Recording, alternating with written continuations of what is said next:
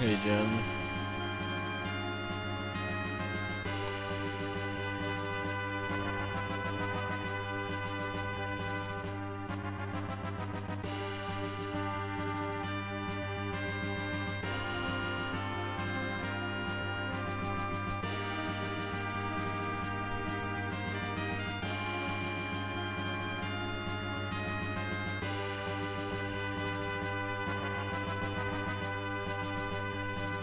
Thank you, Big K.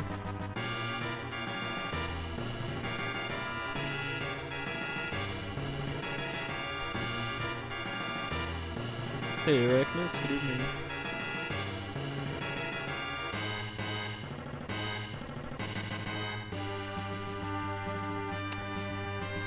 Yeah, me too. I did have some other issues come up afterwards, but if I had finished my first grind fight last time, I would have been on probably like maybe 318 pace or so.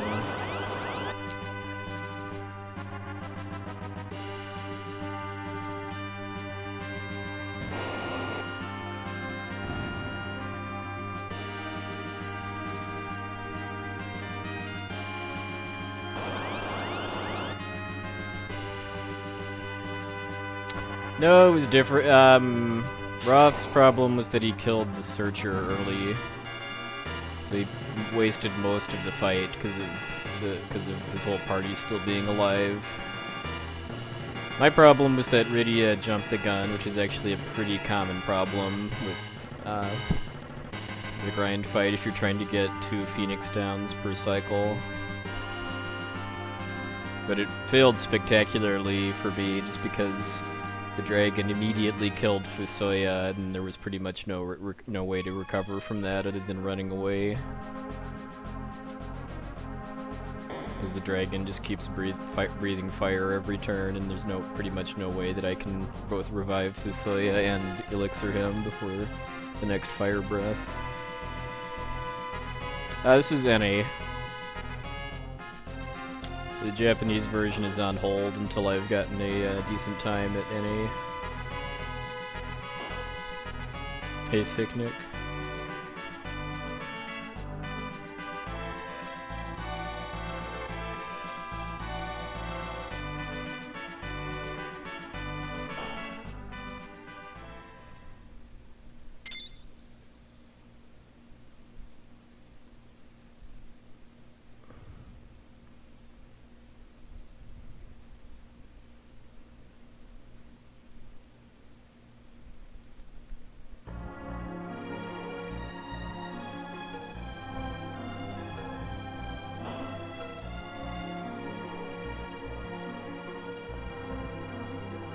Well, I'm not trying to do any seed manipulation yet. I'm waiting until I get under 320. I figure by that point I'll be comfortable enough with the rest of the run to try to tackle doing the manipulation.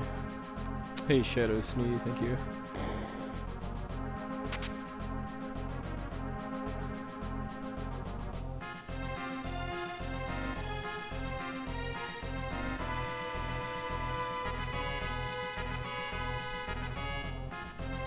Hey, Odin Smash, thank you. Hopefully the back attacks and the grind fight will be kinder to me tonight.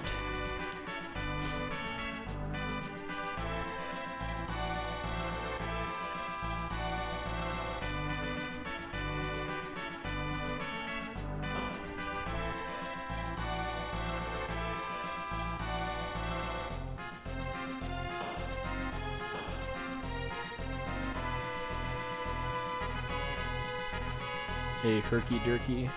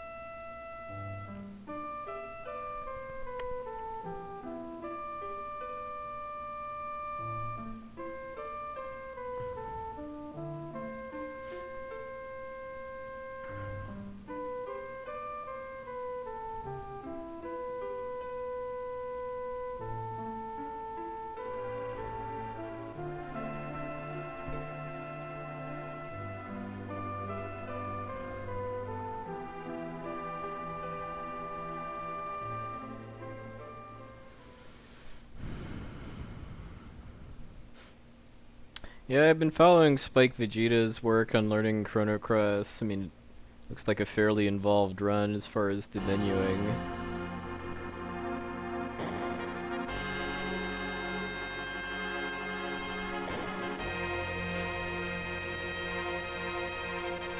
Hey, Michaelia. Thank you, Kata, for the hosting. Hey, Sabin.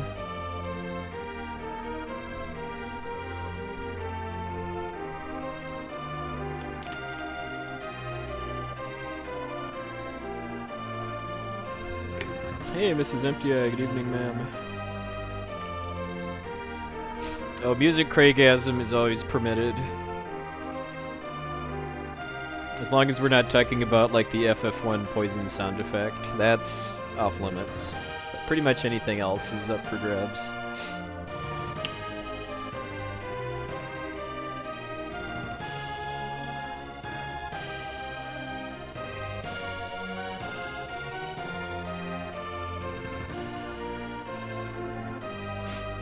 Hey, Frosty Shark.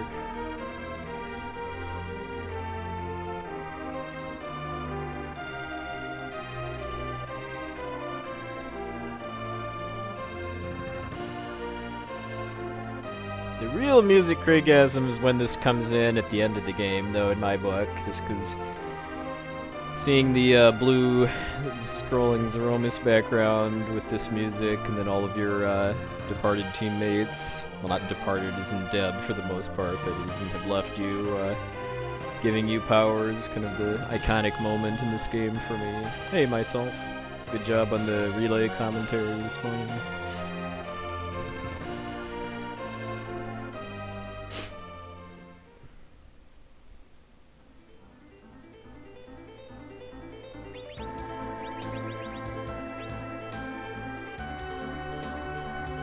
Hey, Swords 504.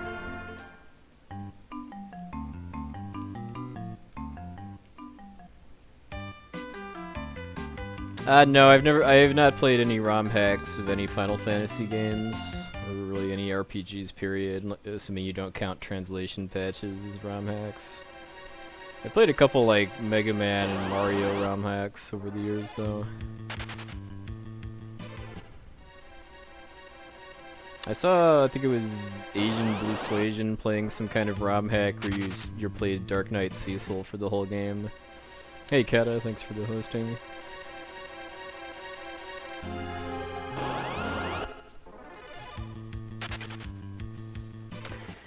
I have not username, not really, because I've still got quite a ways to go on this. But, I imagine, I mean, I'll either move on to the Japanese version of this, or I probably keep drawing from the pool I was considering before I started working on this, which was Final Fantasy VII and Kingdom Hearts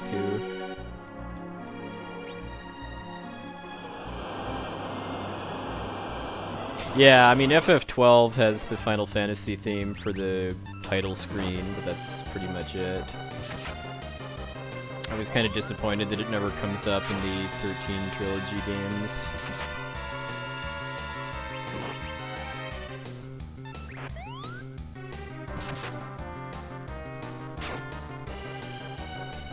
That was a pretty good jump on Kane for the first one.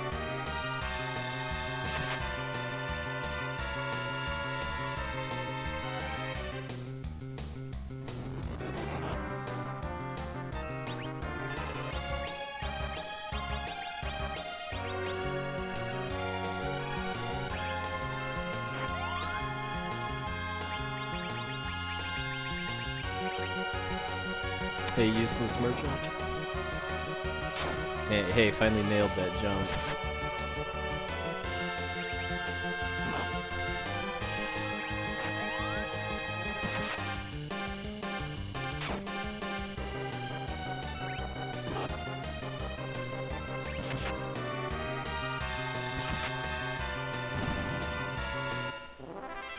Alright, that was a good fight. And, I think I had, what, 4 encounters, none of which were surprise attacks.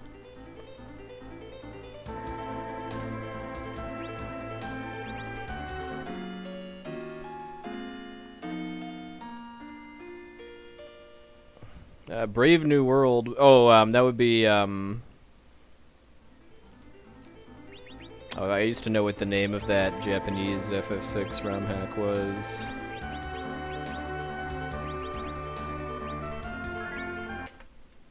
Yeah, but I've seen pictures of that. It's got just tons of added content and new music and graphics and stuff.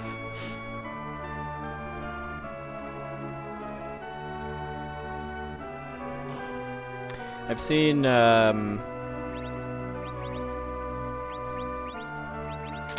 I've seen a Japanese FF5 ROM hack too that changes a lot of stuff around. Like it has the 4 fiends from this game in it. Yeah, Brave New World, I saw the LCC playing recently.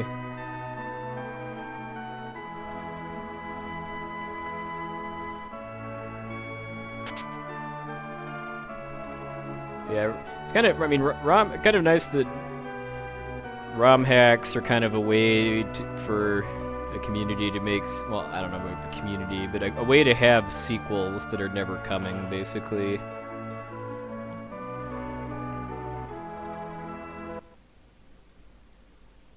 I know, I mean, the fact that the game even lets you enter mist from the wrong side just blows my mind that it's actually possible, given that it doesn't make any sense to me why they would have even programmed a way to enter mist from the east side, given that you never are supposed to be able to. Hey, fella, you pretty good. Stupid. I make a note just to make sure I don't forget this time to figure out how to mute that antivirus noise.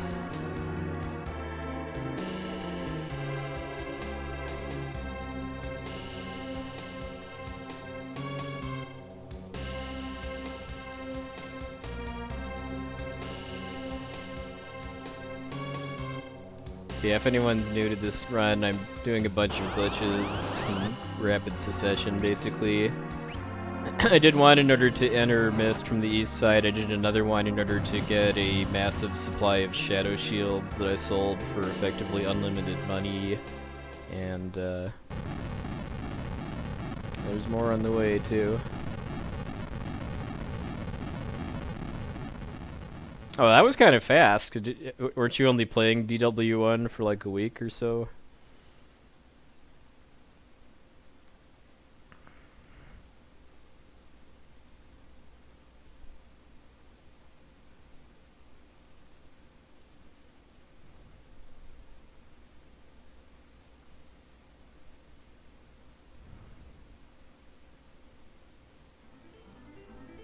Three days is kind of fast for a casual play of DW1, if it's blind at least, so mad props.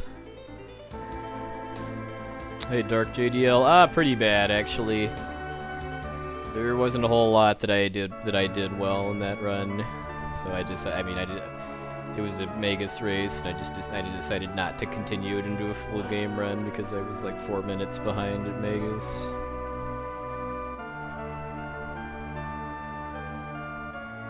Way you enter mist from the east side is by you're doing this buffered movement technique, where you're starting to take a step, but then interrupting it by opening the menu, and then you do that once and use a tent, and then you do it again and save and reset in order to get through both tiles of mist, because Mist Village is 2 tiles wide.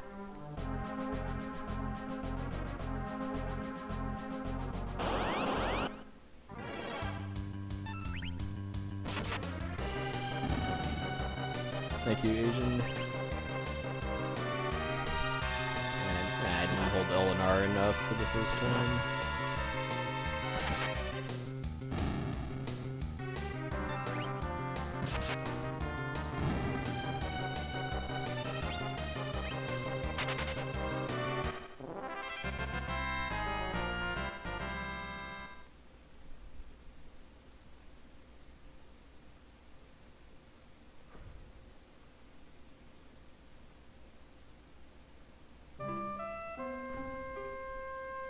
Have I considered any other versions of FF4? Yes. I'd like to do the Japanese Super Famicom version.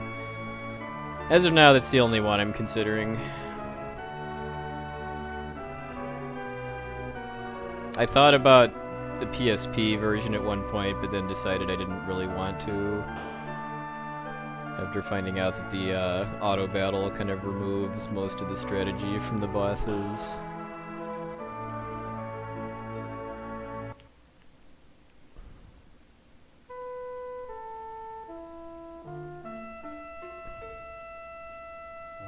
Hey, Aeroville.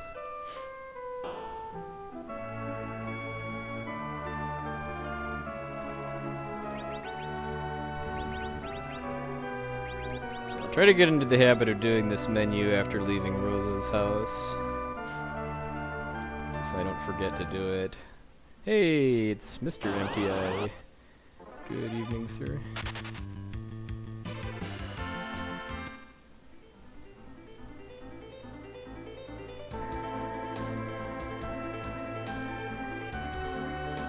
Yeah, that's the main thing I've heard about GBA FF4, that there's no real reason to play it, because PSP does the same game better, basically.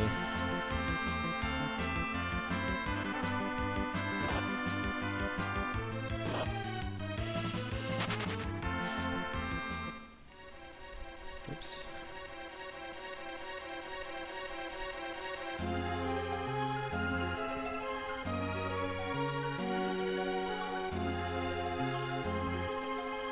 Oh yeah, I'm sure turning the auto battle on and off with the right timing is a science.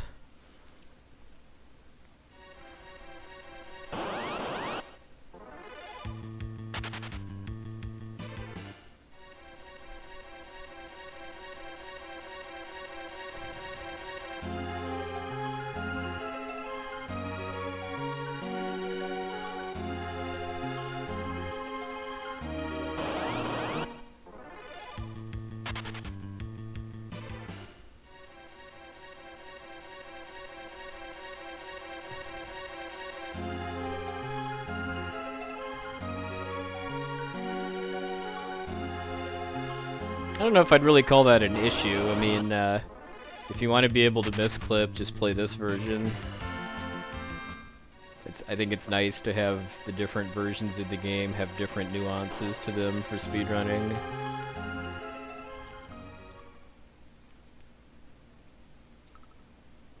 Oh, so resetting the PSP doesn't let you manipulate encounters?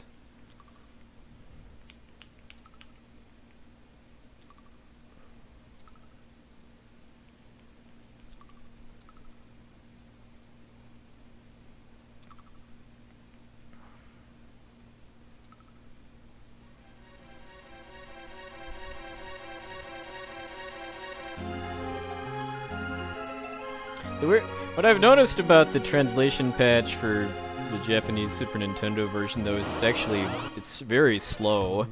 Like when I was doing some timing a few weeks ago, I was losing a minute off of nothing apparently other than text up through Mist Dragon. Like it was a lot slower than this version of the game than it should have been for the Mist Dragon having a little more HP. So all I could really deduce was just that the text is slower.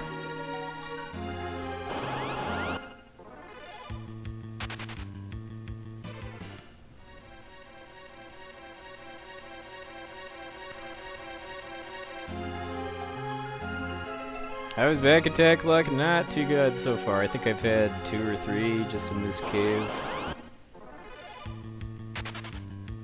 Although I haven't gotten Tiny Mage back attacked yet. That's the worst one. Getting back attacked by any kind of monster that can cast spells is terrible, just because of the animations.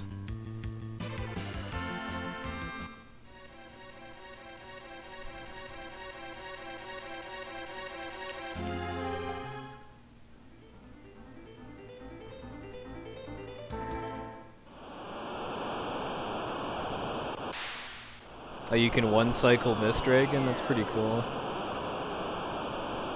This is Empty Eye. Rumor has it that I helped you find some eggs in a game you were playing last night.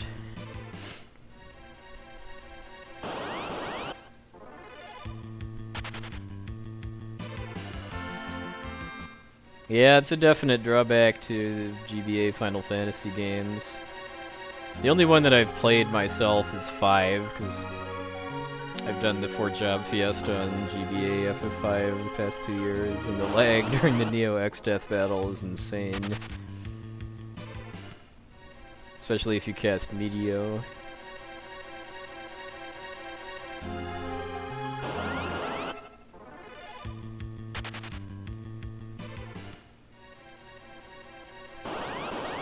So many encounters.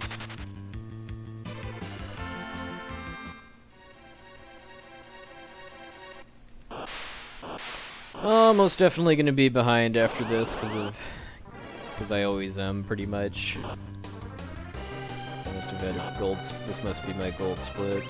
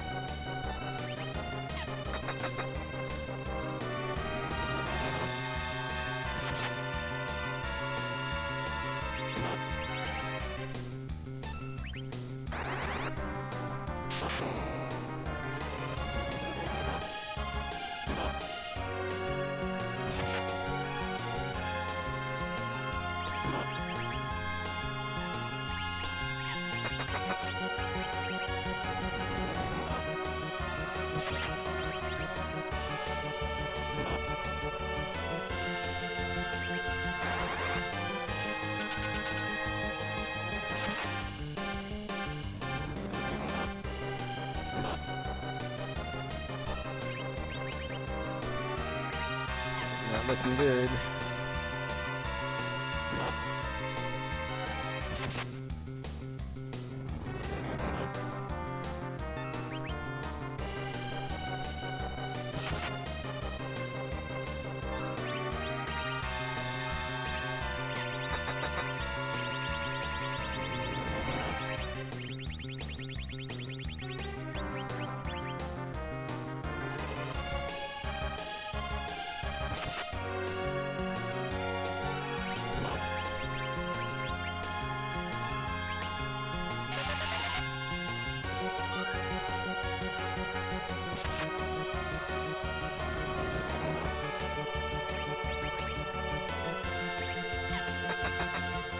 Nice hit there.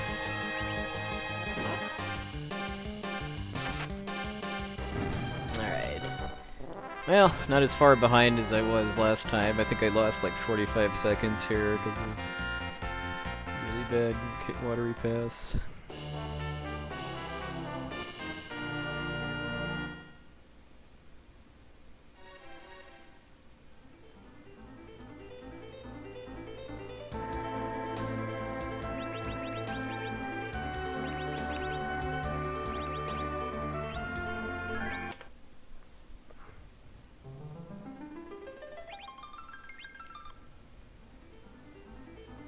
Yeah, Edge can use dancing daggers.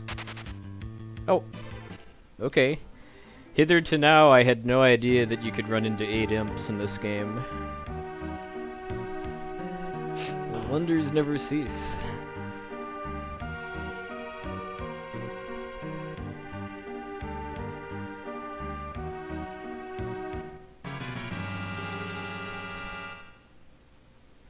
Yeah, you often need Edge to use dancing daggers to suicide your other characters during the grind fight. Whoa, where was that critical on Octomam?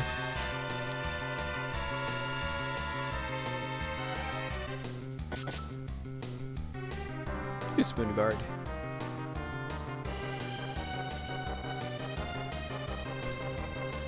In fact, I'm not sure I even knew you could run into an 8 enemy formation at all in this game, because I knew there was a 7 formation, like the Toad Lady and Toads in the Sylph Cave. But I don't know if I'd ever actually seen an 8 pack in this game before.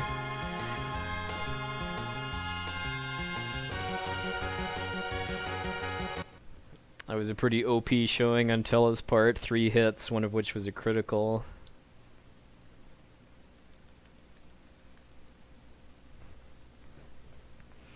Yeah, I don't think you can even credit Ted Woolsey for You Spoony Bard, because I'm pretty sure this game predates him working for Squaresoft.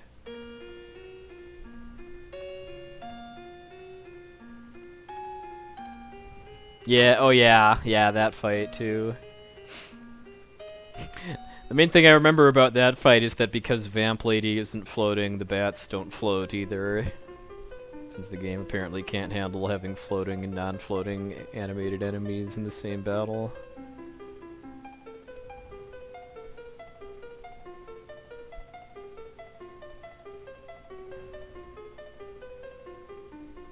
Hey, Niram, yeah. That sounds about right. And then their way of following through with that was to make him translate FF6 and Chrono Trigger and Secret of Mana without actually getting to play them. Hey, active ATE.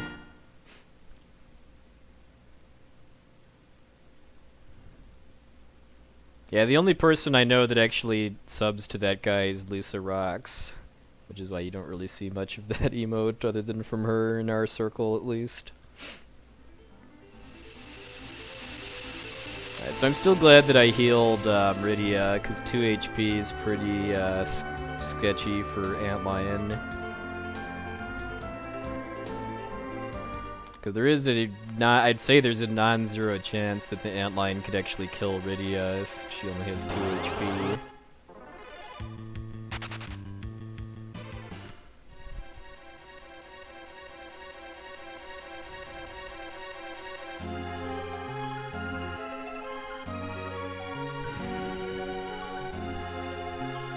Yeah, Arachnus, from watching E-Mister translating the Japanese version, it's given me a bit of more appreciation for Woolsey's script, because he didn't really he added some kind of weird stuff, but didn't really change the meaning of pretty much any of the text.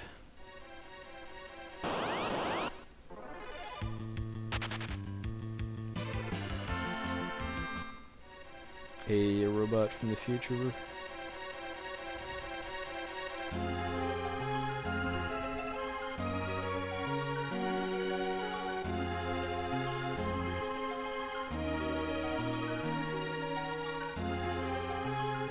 Yeah, the Warring Triad got derped a little bit. I think their literal name in Japanese is the Three Gods of Battle. At least that's what they were called in the literal translation patch I played once.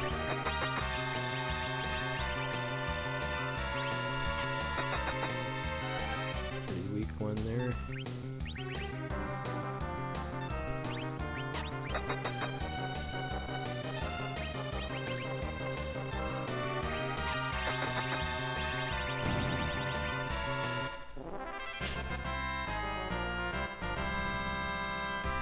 Seems like no matter what my splits are, I always lose time at during the opening at some game at some point.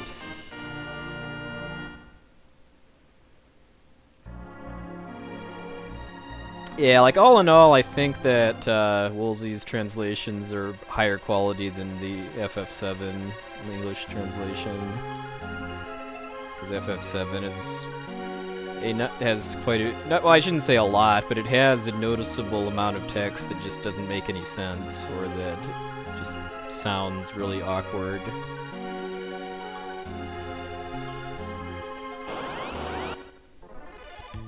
Of course, I think it's probably still better than Final Fantasy Tactics, because of like Defeat Daisadard's elder brother fame.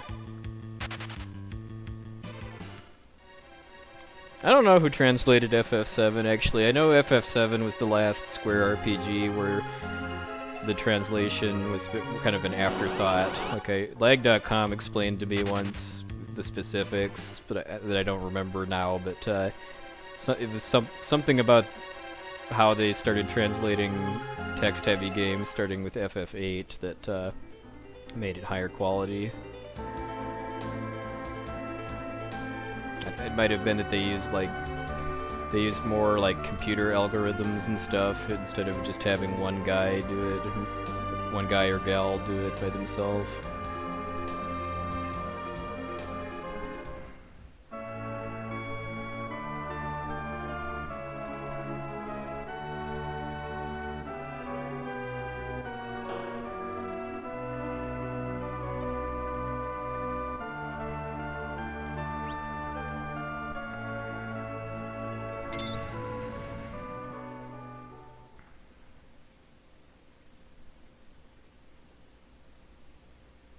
If you're gonna have insane villains, in my book, it should either be kind of a subtle thing that makes them really creepy, or it should be just so over the top that it makes them silly.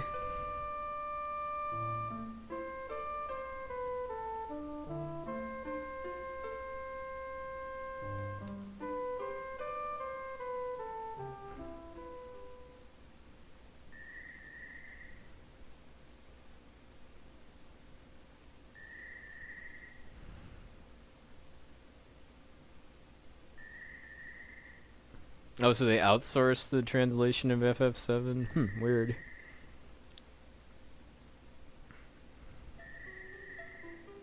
Because that's the single thing that I think that game could use more than a full remake, is a better English translation. Well, I guess I don't know. I don't know. Well, actually, I do know, because I know that the from hearing like that the French version is just as bad. That they used the English script as the basis for the French one instead of going directly from Japanese to French. So that's how you get the name of like the aqua breath spell became aqua lung in English, and it's scaphandre in French, which means scuba tank. So it's like playing telephone. Thank you, DeWolf, for the hosting. Hey, Insane Dragonoid.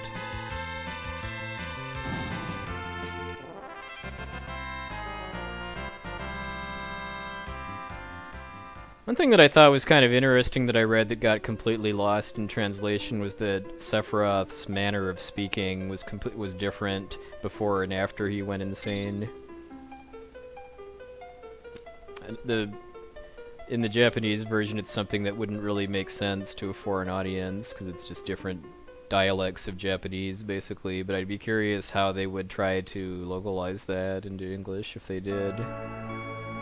Like maybe have him talk in King's English, thee and thou, versus modern English or something. I don't know, there's probably numerous directions you could take that if you wanted his speech patterns to reflect his mental state.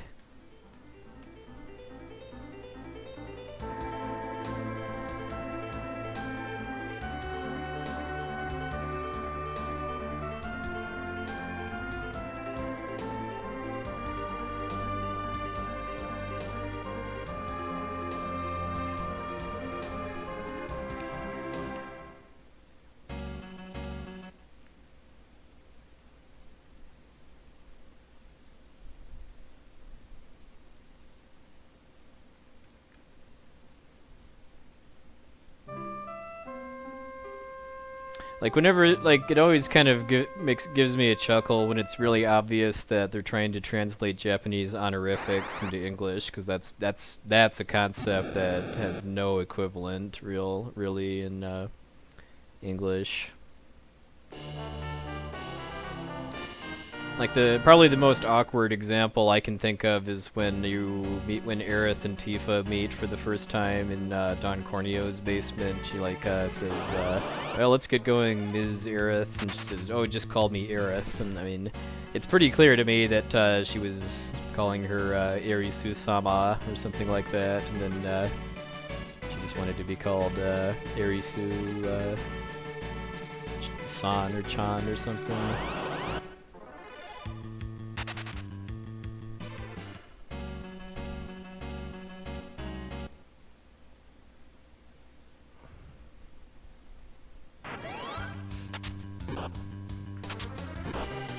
Hey, my first gaming machine was an Apple II.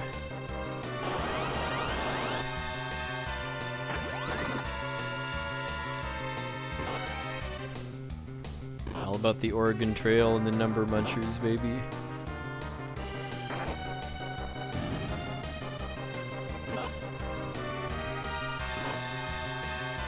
Karate Man. That's a pretty strong kick there.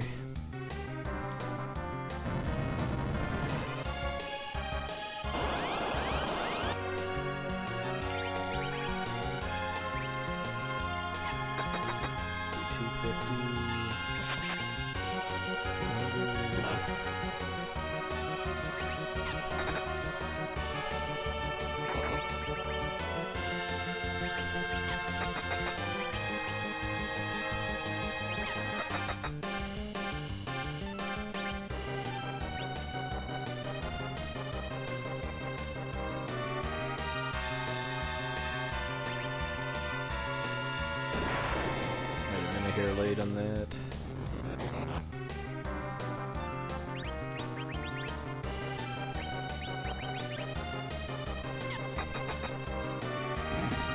Ideally, the kick happens before the daggers start flying.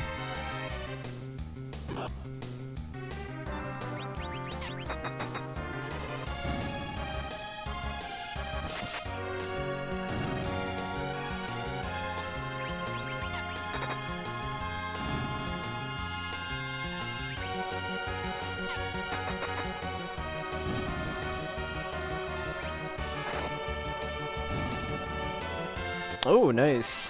Gold. Other than being a little late with the kick, that was a good fight too.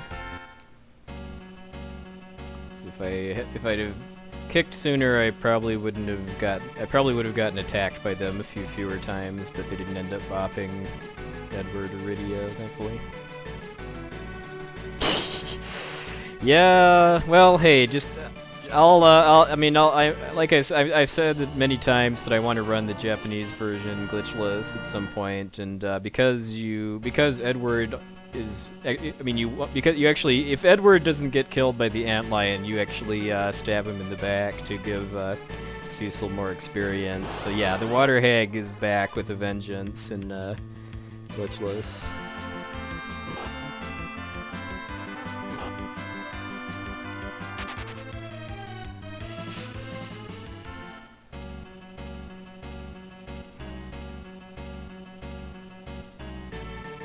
I've seen some Japanese runners on Nico that actually have they have a split for the water hag instead of for the antlion.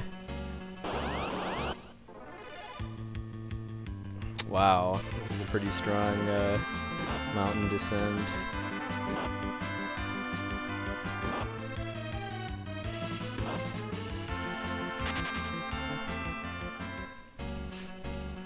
Okay, hopefully that's the start of a seed instead of the end of one, because if it was the start of a seed, that means I'll get pretty few encounters during this walk. Yeah, that's something Edward does in this game, where if he gets into critical HP, he automatically hides. He doesn't during certain battles, like, he never hides during the bomb fight for some reason. I don't know if that's also true for antlion.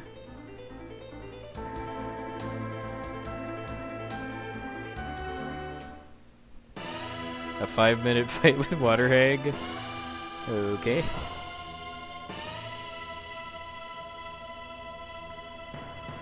So it's all okay, so I guess yeah, so the Fabul battles don't count as bosses then, even though I guess they're inescapable and the boss music's playing. That's kind of what I figured, that it was just a general thing for bosses. But the only two of which you actually fight are Antlion and Bomb. Hey, Flight Wizard, welcome.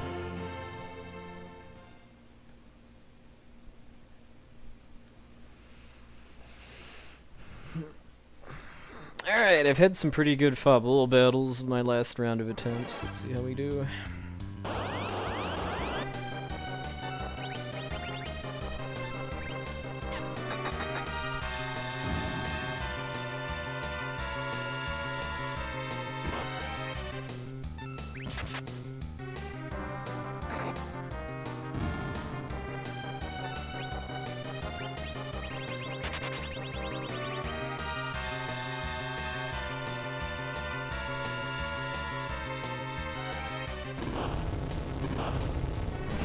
I know, this just kind of cracks me up that they just now realized that their enemies have airships.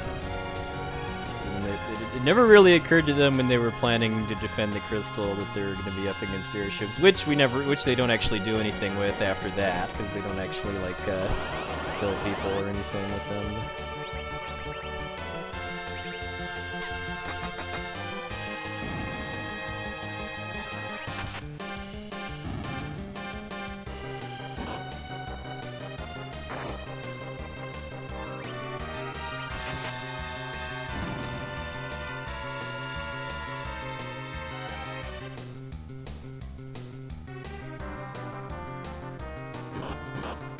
That could be true.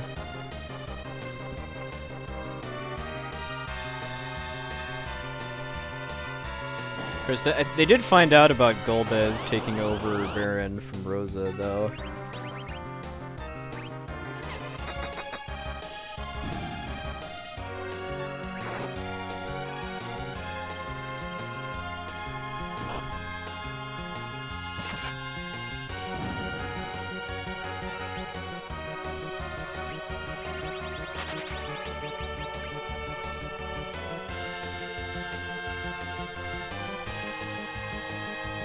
Oh yeah, yeah. I did the Dempseyan clip, so we don't really have any reason to know that the Red Wings are evil, I guess.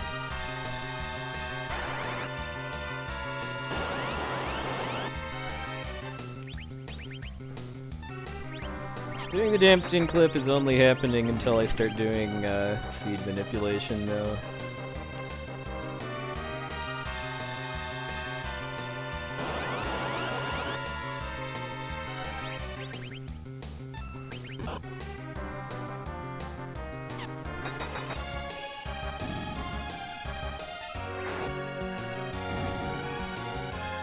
When I was driving to Minneapolis for SGDQ, I drove past a suburb called Red Wing, Minnesota, and you can probably guess what music went into my head at that point.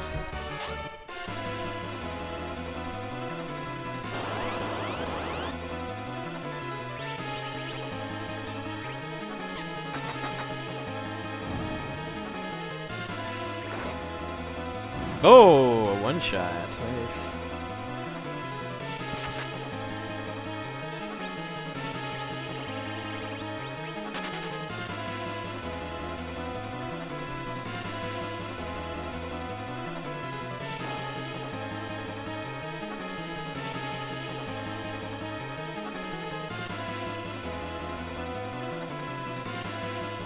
So I'm gonna probably lose my lead now because of 2 back attacks on Mount Hobbs. But it's a pretty solid Fabul, I think.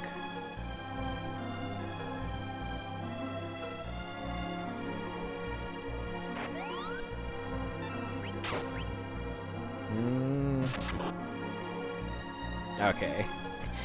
It's looking kind of sketchy, but Cecil did his job. Hey, bogus DD.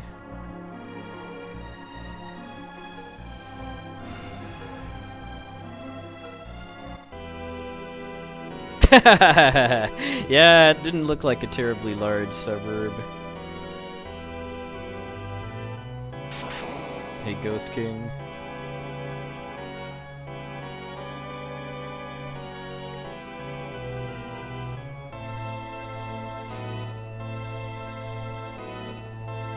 Come, Kane, I must tell you that you only have to watch this girl.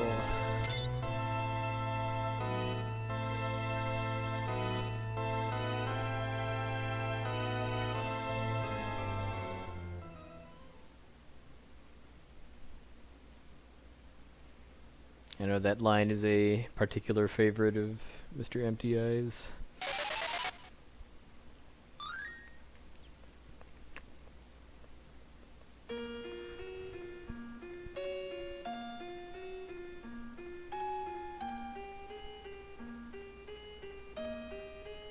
Oh, nice, Will Bloodworth.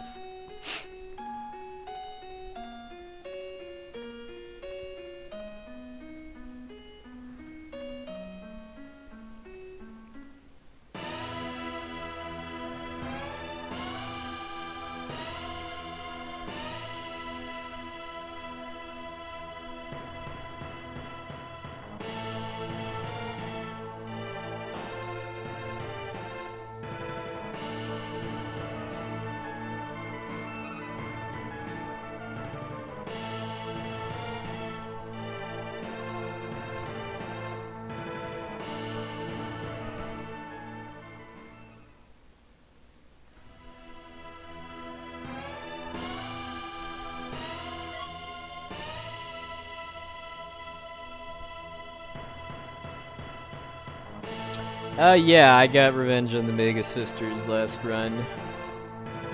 I've tweaked my route for the Tower of Zot a little bit so that I really shouldn't have trouble with the sisters anymore.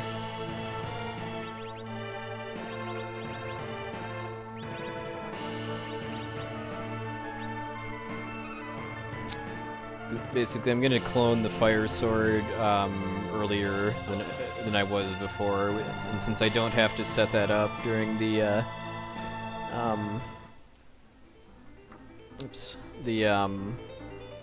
Mega Sisters anymore, I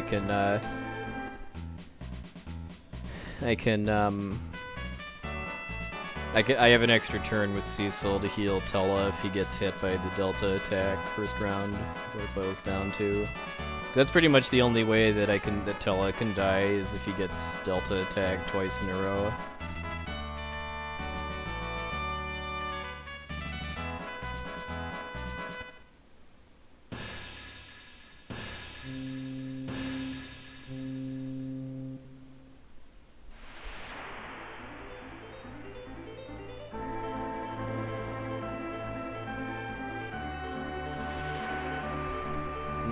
And because they cast their spells in a fixed pattern, I never have to worry about Virus unless they are able to kill Tella a couple times and prolong the fight.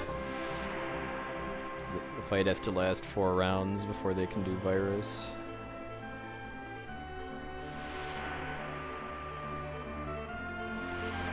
That's why I didn't end up highlighting that Mega Sisters fight as a blooper, because it wasn't just the game trolling me, it was something I could have prevented.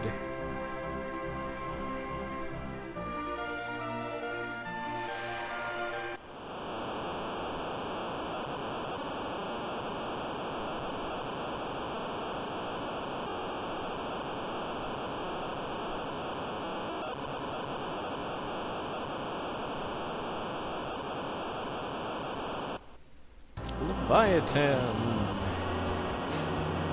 The Leviathaning Salon.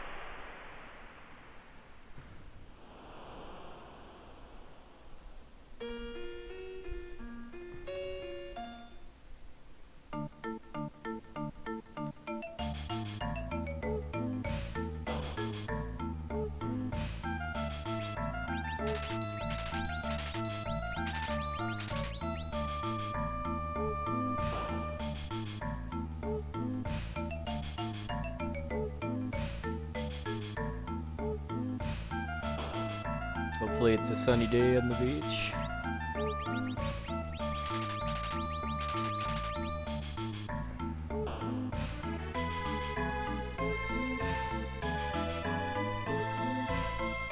Okay, didn't get cut off by the white mage.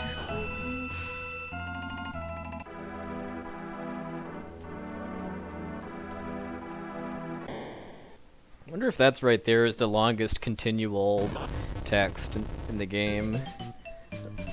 It's not like an auto-scroller like the Legend or something. When you first talk to the Elder of Mysidia.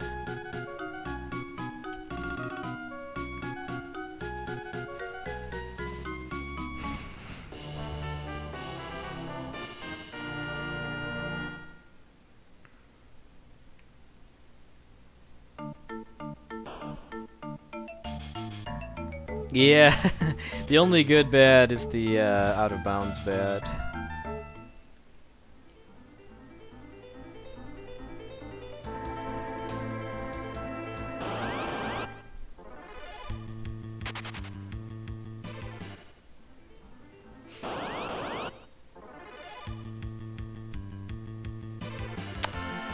Well, at least it's not Mount Ordeal's back attack. This is pretty bad, though, to have 6 enemies attacking.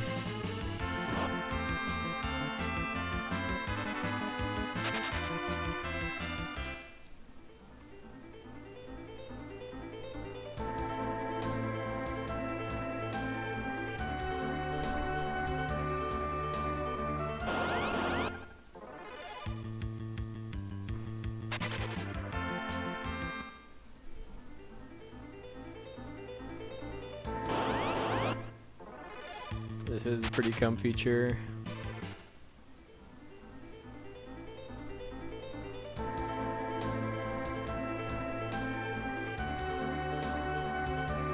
I remember the first speedrun I did after getting it was FF7 for any sign of how long it's been.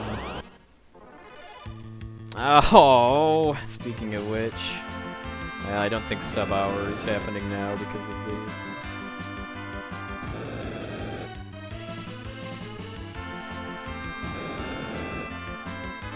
Probably still get a 1-0 something though.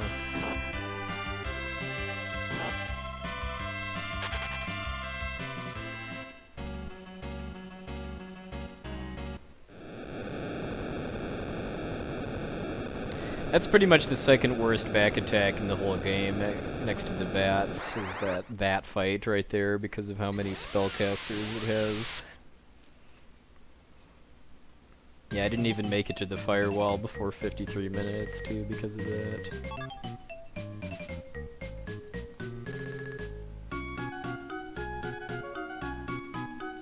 Yeah, there are very, very few regular battles that could kill me because of a back attack, unless I get really, really bold with not healing and stuff.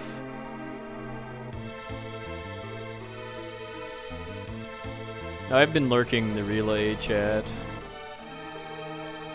I just haven't discontinued my own streams because of it.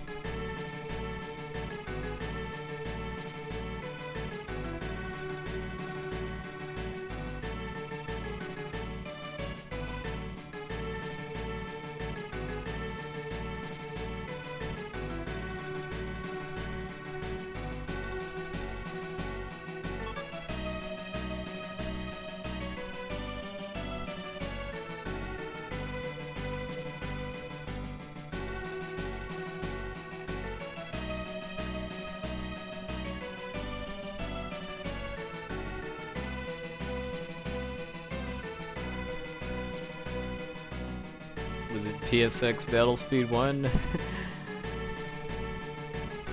aka Shake and Bake Zeromus.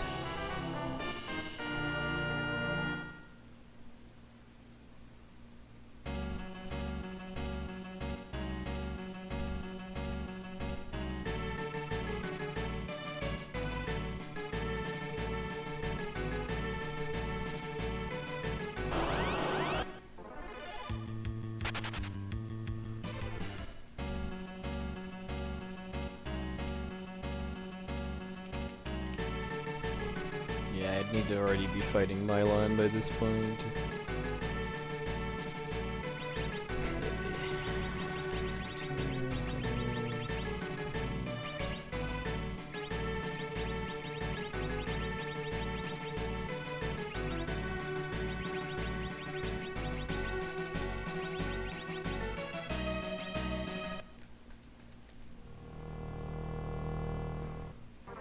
Yeah, the relay stream's been getting basically over double the peak viewer count of RPG Limit Break. Well, I shouldn't say the peak, but the average for sure.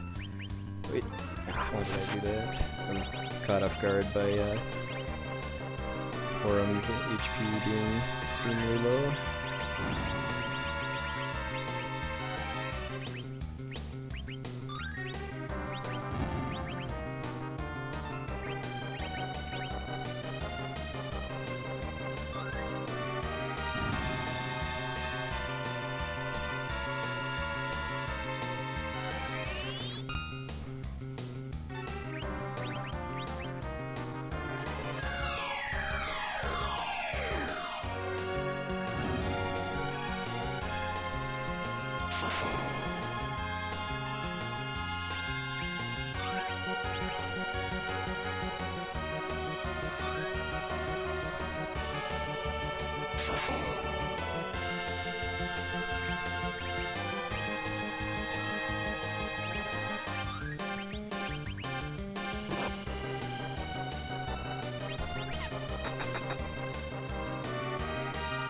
Now we've had Final Fantasy relays before, just not for the entire series, just for 4, 5, and 6. So it's not like this is a brand new concept or something. Double comets. Been overdue for a fight this bad, actually.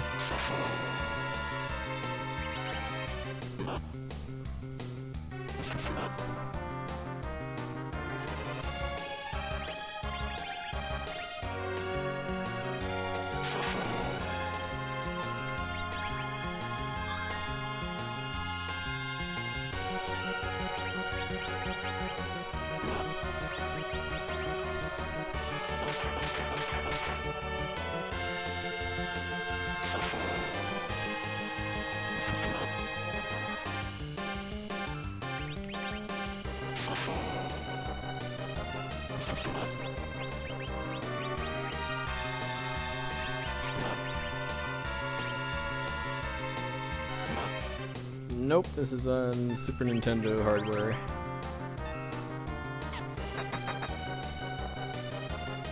Alright, that was a terrible, terrible, terrible fight, but I've been overdue for one of those for quite a while.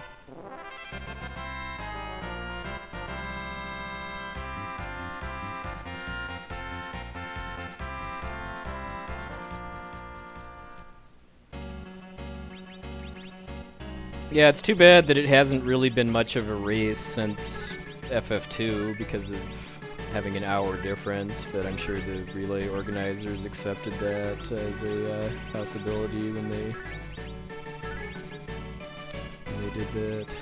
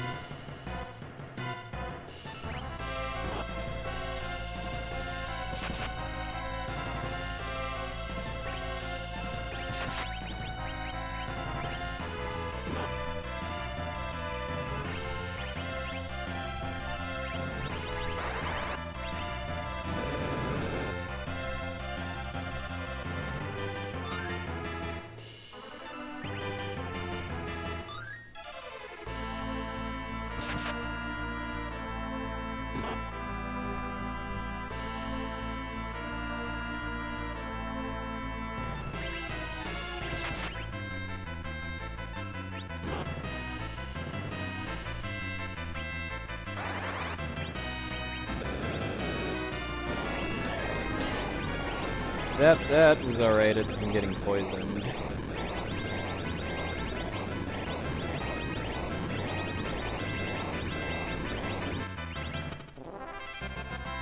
I still gained time just because as bad as this was, it was worse in my PB as far as the number of back attacks. Hey, Lord VX.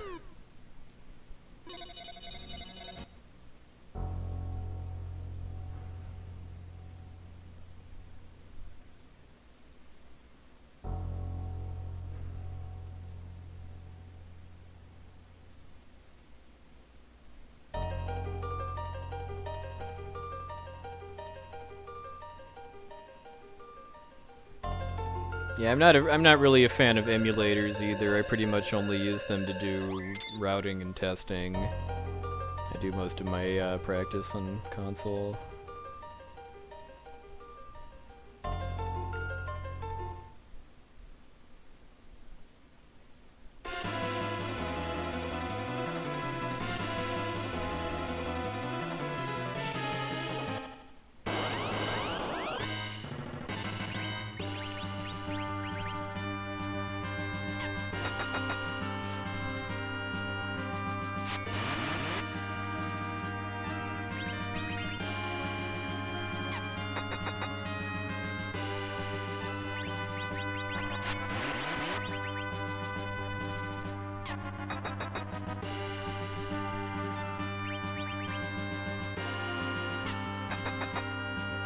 Why couldn't I have gotten that 360 earlier? That could have given me a 3-dagger fight.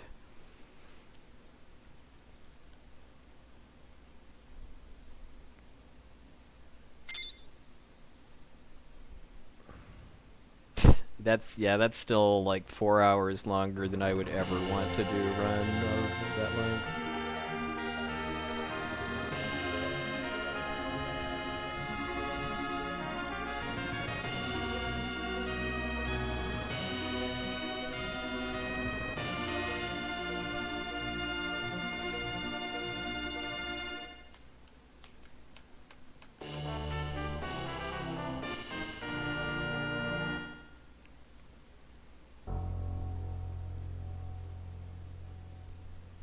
Oh, for your opening dungeon party?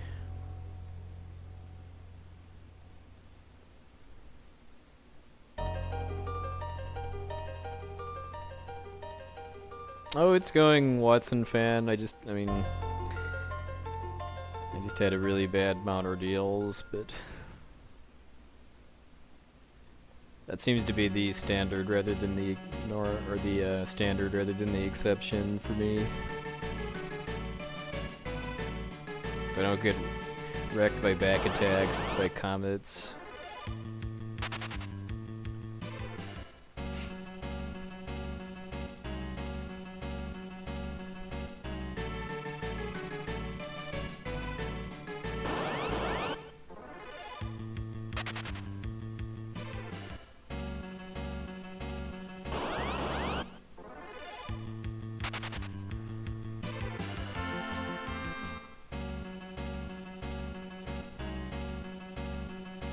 Yeah, the longest any kind of speedrun type thing I ever see myself doing is a FF4, 5, and 6 gauntlet, which would be about 13 hours. Although I'd be taking breaks during the endings to 4 and 5. I saw a Japanese runner actually do FF4 through 9 back to back in like 48 hours or something like that. I mean, I made sure to catch the end of his FF9 run just because I wanted to kind of hear what his state of mind was after playing Final Fantasy for 2 full days straight, and he actually sounded okay.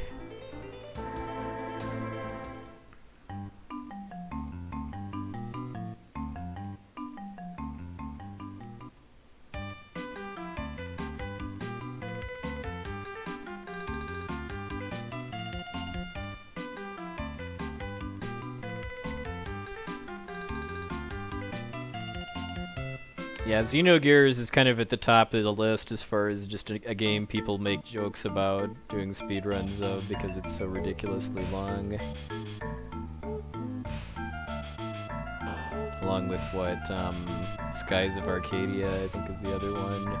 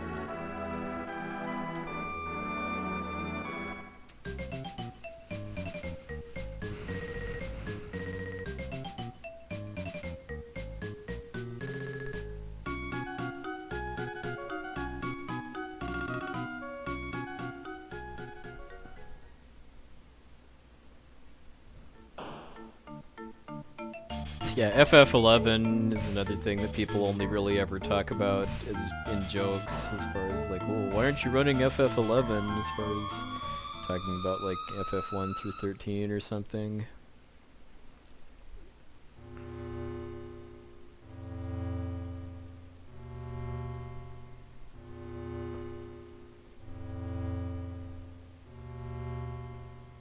They always think they're so clever bringing up FF11 too, like no one ever has before.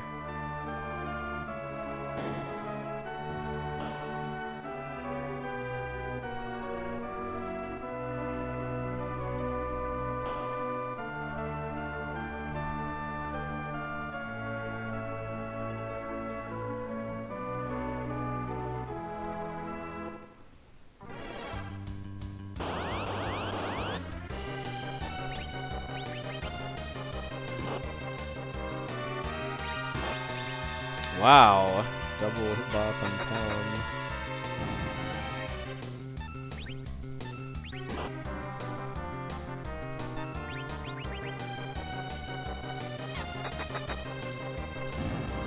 That's pretty rare. And it's annoying too, just because now I have to do extra menuing at another point. Thank you, the Poxbox, for the hosting.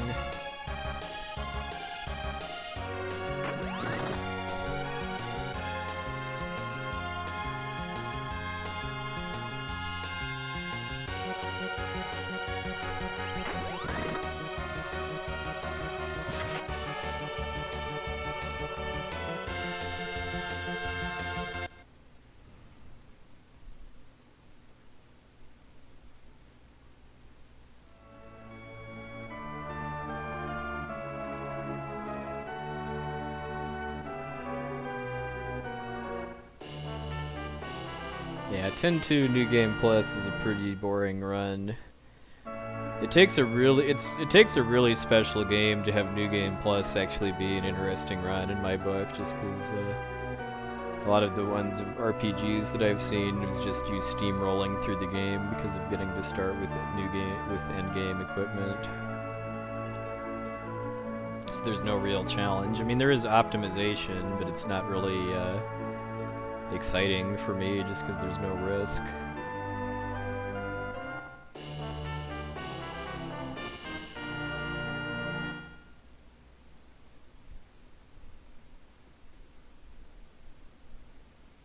Alright, so I'm not going to bother menuing now to change the change route around, but I need to make sure not to forget to do it before Vegan.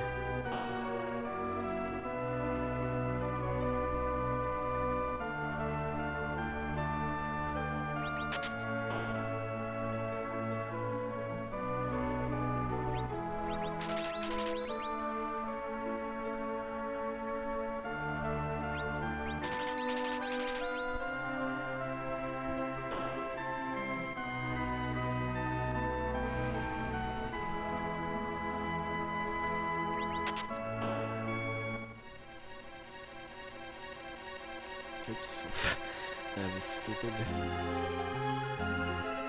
Hey, Rustabus. As far as I know, there's still over an hour between the teams.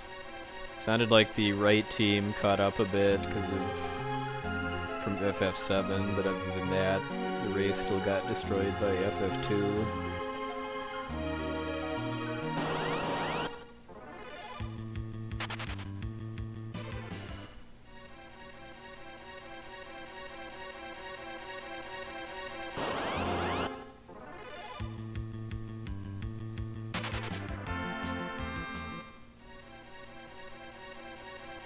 Personally, I don't even think it really matters that we're only talking about an hour over the course of, like, 20-some hours in so far. The fact that they're pretty far apart makes it really hard to stay hyped about it being a race, in my book. Hopefully they get closer together during the PlayStation games. Yeah, it's on the RPG Limit Break channel. There's some people doing a FF1 to 13 relay race between two teams.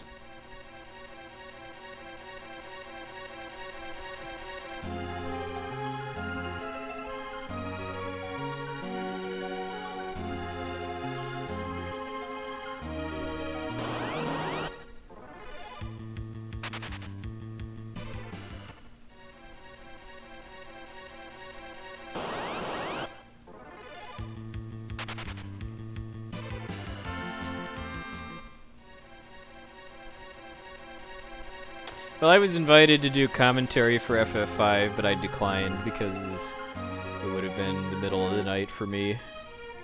And there's plenty of other people that can do such without having to stay up all night.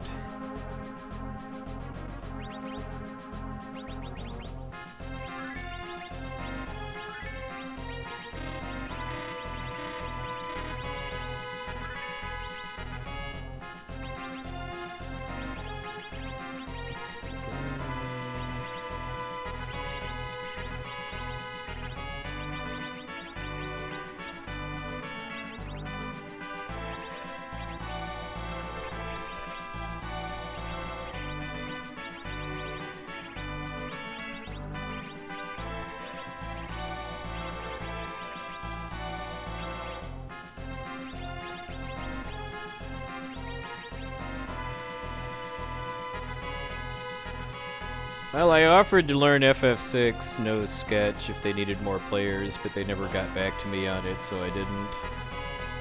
Sounded like it went just fine with Elmagus and the LCC too.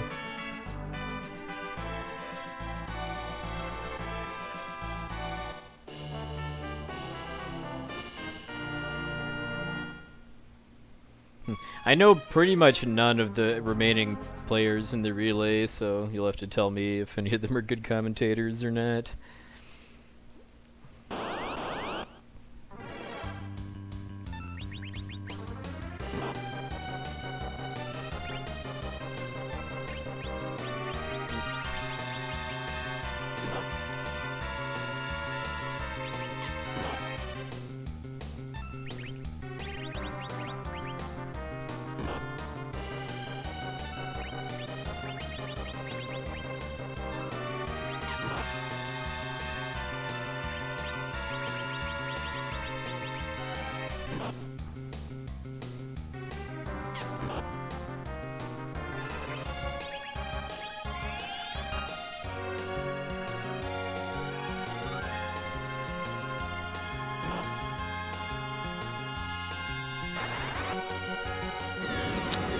Chance to equip the legend sword because had to heal Cecil.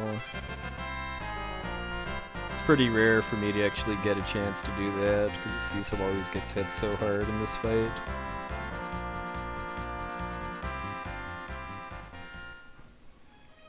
Yeah, the FF1 commentary was pretty good from what I heard. Thank you, Drumboardist, for the hosting.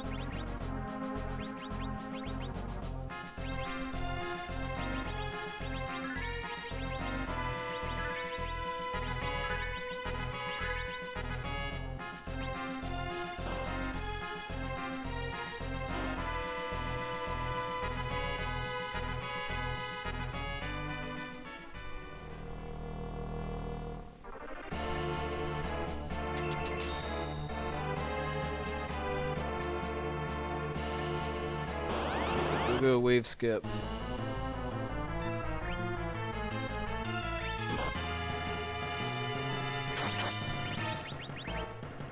It's pretty much always a good sign if I'm in Tella's magic menu before Yang attacks.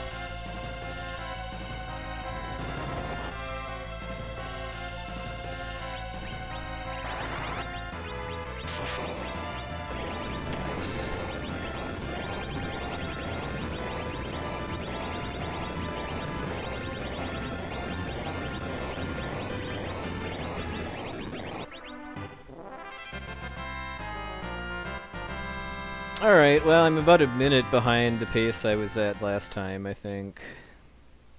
Of course, that run was pretty good up until this point, and then fell apart because of back attacks after that.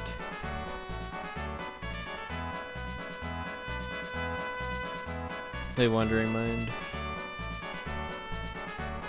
Hey, Soundhound. Yeah, I'm glad that there's a setup for the wave skip on this version of the game now.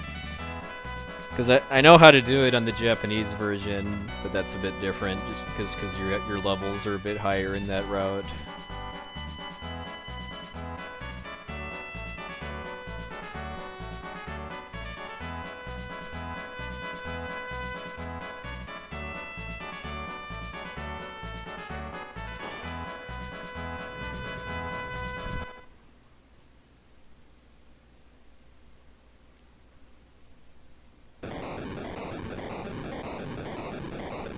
trying to remember what he says in the DS version at this point. It's like, come join me in my briny pit in hell. Or something like that. Hey, RK, good afternoon, I think. How's the DQ1 been treating you lately?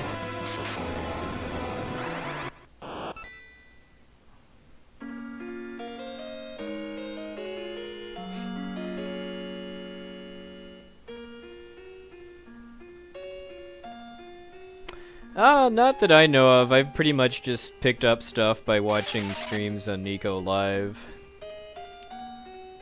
As far as strats for bosses and grinding and stuff.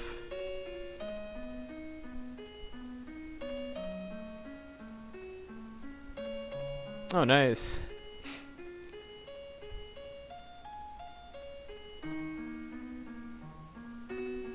What's a good time for DQ1 these days? Like an hour, like 2 hours, hour and a half or something?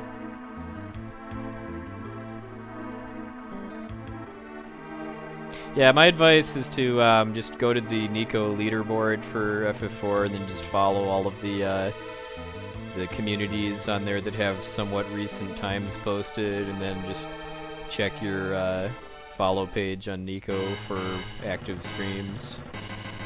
Yeah, I know the record for DQ1 SFC is insane. Like that it does levels, it does the dragon, it like enters the Dragon Lord's castle at level 16, gets to level 17 on fights in there, and then gets extremely lucky with critical hits and damage and healing.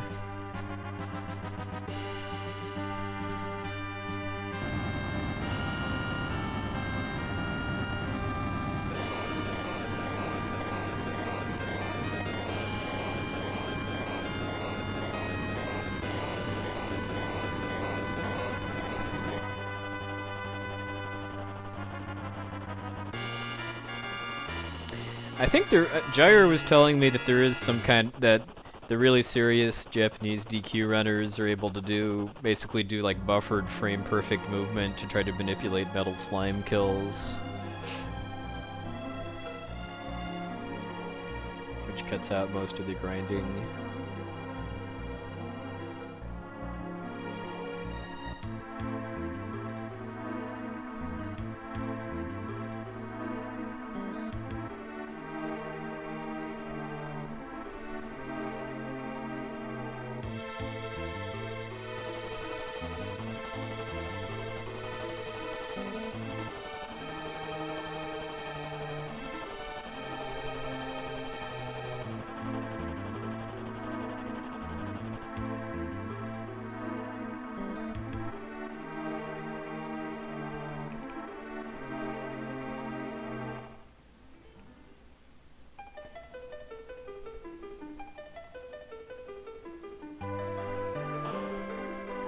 Yeah, and I imagine like just moving the cursor around on the menu is part of it too, before you queue an action.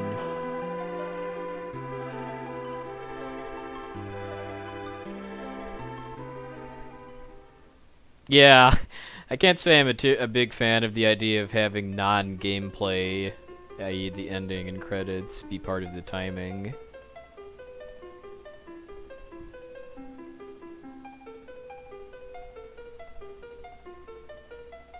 Because like my Japanese FF6 PB has about 25 minutes added onto it because of the not being able to skip the intro and having the ending, which is 23 minutes.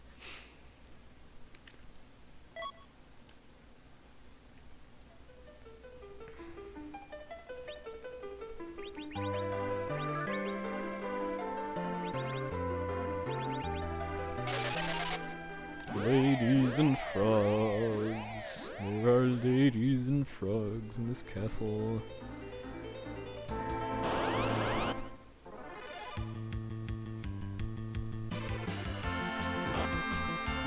Well, the way you skip the intro, I guess what I'm talking about when I say skipping the intro is the prologue, where it shows like Nourish and Vector and stuff. If you've already played, if you've let the game play through that, and then you press A on the scene of the Magitech armor walking through the snow, that will take you to the save screen, and then when you select a new game, it actually skips the prologue and takes you straight to gaining control of Terra. So English version runs play the intro before starting the run in order to save about 2 minutes. Oops, no, I had it right and then I moved. Right now I'm healing in case I fail wave skip. Like once I get confident enough in it, because you do need Yang to be alive in order to get to do the wave skip because of lining up ATB. But if you're confident in getting it, then there's no real point in healing beyond just raising Yang. I'm probably always gonna heal Cecil at least though, just that I'm not like in any serious danger of wiping to Kegnatso if I fail the wave skip.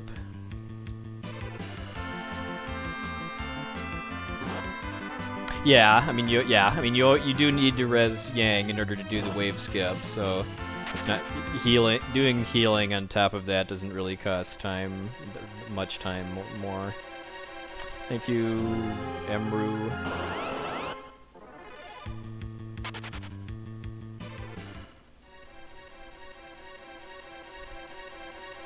You know, that's actually not a bad idea. Because when you cancel the underflow, Tella will have 90 MP, which is way, way more than enough to kill a Kegnatso, even if it takes 2 to 3 spells. Yeah, it's a good idea.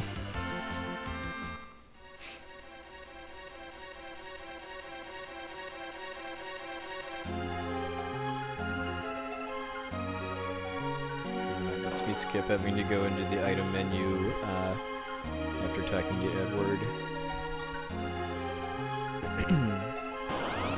Although, I'm trying to think though, because if I did, although now that I think about it, yeah, if I canceled the underflow then, that would mean I'd have to ether Tella at some point, I think, later, because he has pretty much exactly enough MP after you've canceled the underflow to make it to the next time you underflow him. Because like I do have in my notes that if Weak misses the Dark Elf, I have to ether Tella before the Fire Dog so that he has enough MP for Ice 2.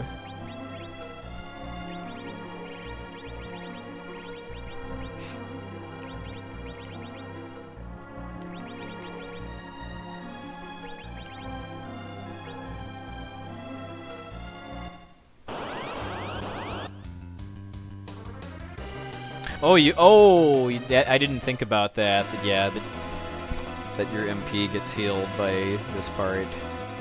So yeah, that should still stand then. That canceling underflow at after Bagan would at least skip having to go into the item menu here.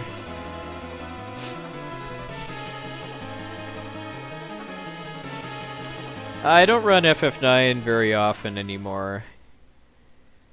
I run it for special occasions every now and then, but it's been a long time since I've really felt motivated to try to improve my PB at FF9 just because of how long and random it is.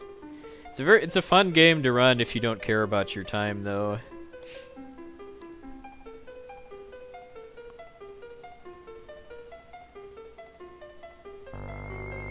Good night, Tinglenator.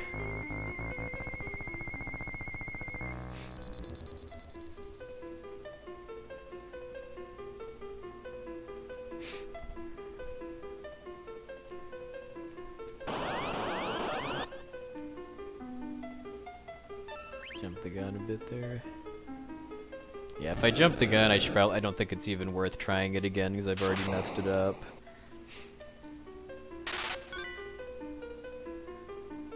So I just lose like a second from the extra text.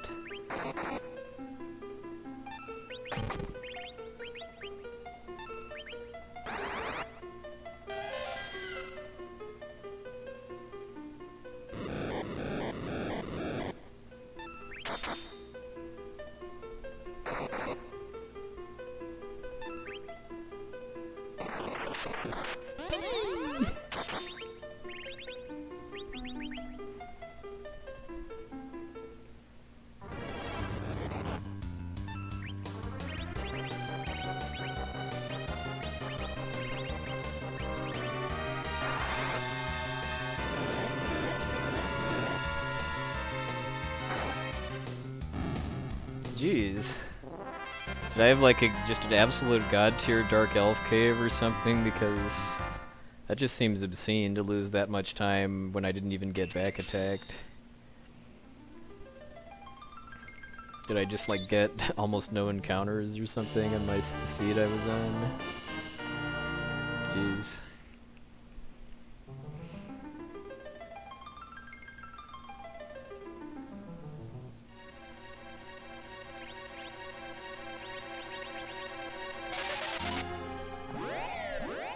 Like, oh, I got one back attack on the overworld. I think that was it, though. And that wouldn't explain almost a minute lost by itself. I had a pretty good chocobo catch, too. Black chocobo.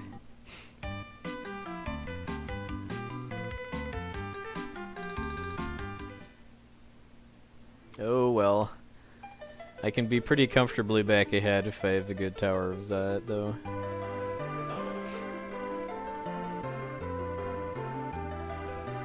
This is making me almost gonna kind of want to do PB video comparisons, just to kind of, because every time I lose a lot of time, that's not just because of derping on a boss or something. I'm always surprised by it in this game.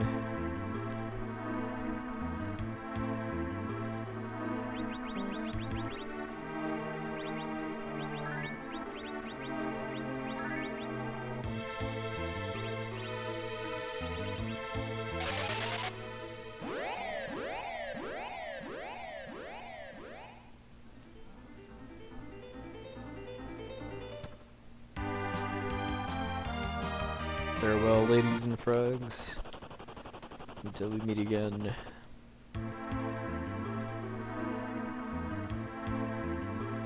Well, in this case, it's because the Dark Elf turned Cecil into a pig, and I'm not curing it just because there's no real reason to. All that Piggy really does is it prevents you from using spells other than Piggy, so that doesn't really inconvenience me.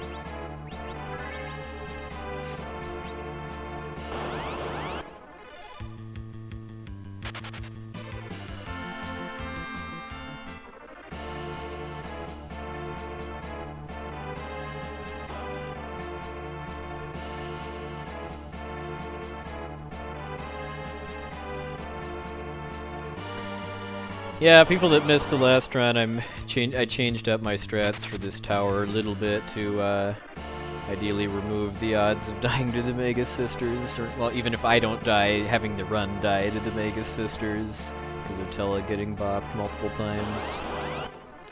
So what I did differently was start staging the duplication glitch for the Fire Sword during the Flame Dog fight, instead of during the Mega Sisters. That gives Cecil an extra turn to throw a potion on Tella if he gets Delta attacked in the first round.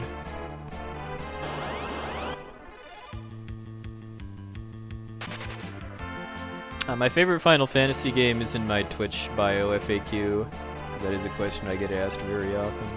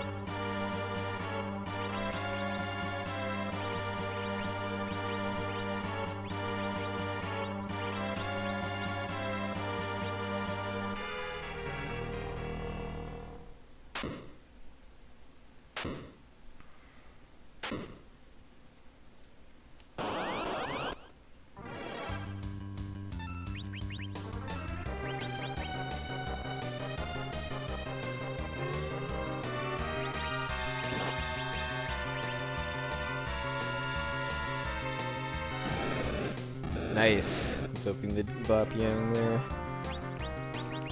Oh, I forgot to equip the Thunder Rod though, like I do most of the time.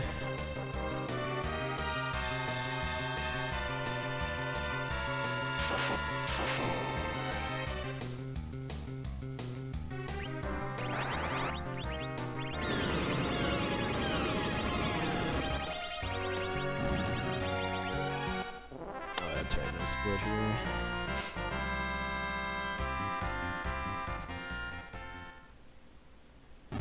Okay, so I don't need to really worry about healing Tella unless the first Delta attack hits him. I'm pretty confident in that now.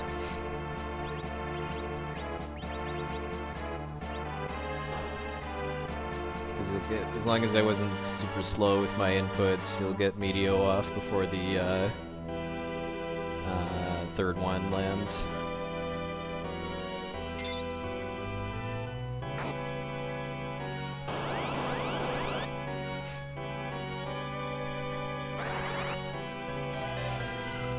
Record is 3 hours and 10 minutes.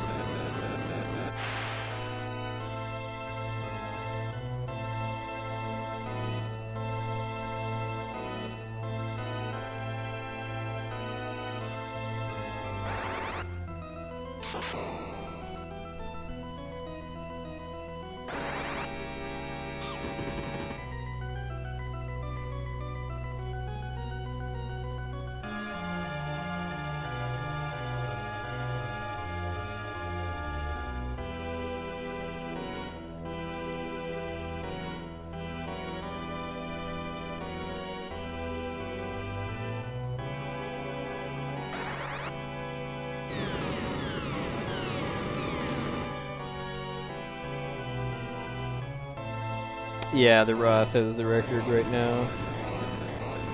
I think Roth has the 310, and then Niram and No Cash both have 311s.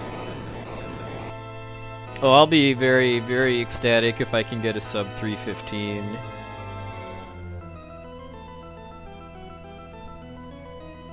No way.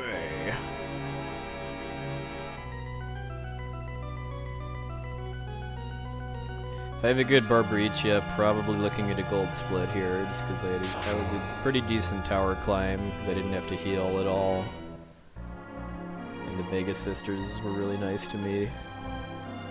Only real time loss that I can think of was forgetting to equip the Thunder Rod. Yeah, that's what yeah, Mutoid Man from Smash TV is what I think about every time Golbez says, no way. Okay, just need to not forget to revive Yang and Sid before Barbaricia this time. That ate a better, like, over a minute in my last run.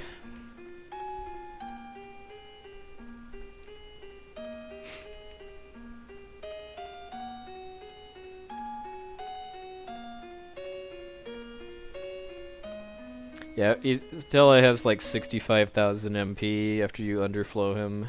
I'll be doing that to Fusoya later on too.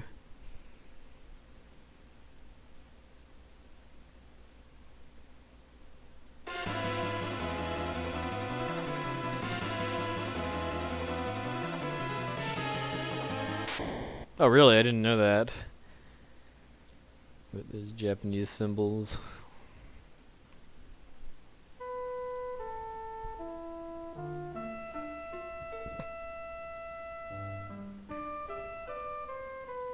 Getting cozy.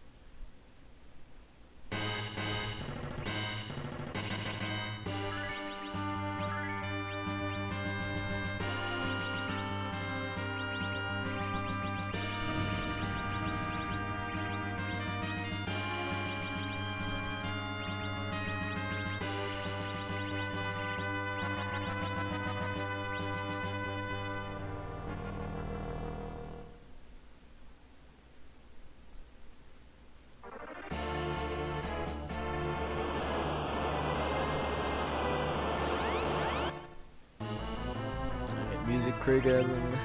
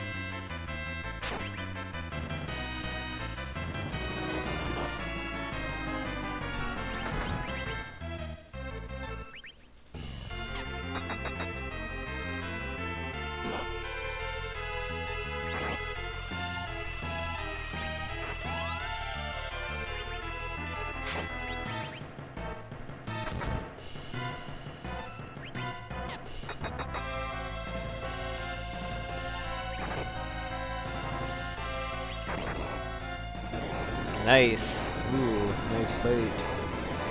Nice spot too. Alright, good night, Mrs. MTA. Don't work too hard.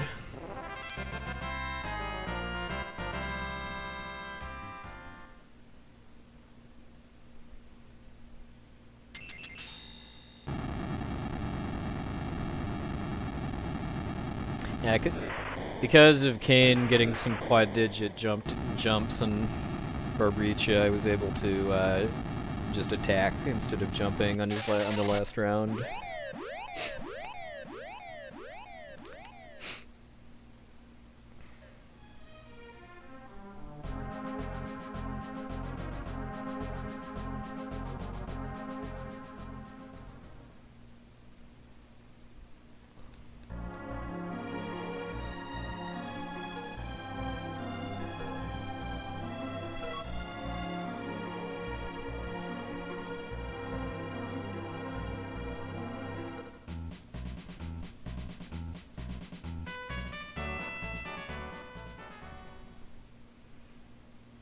Yes, Mrs. MTI is indeed Mrs. MTI.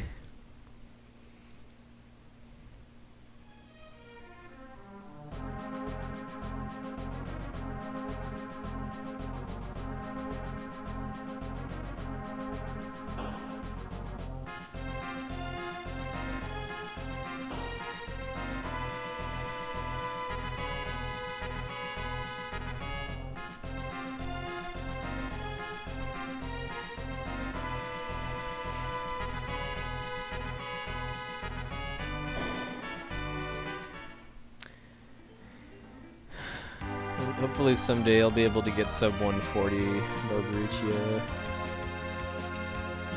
That'll require a better first hour though.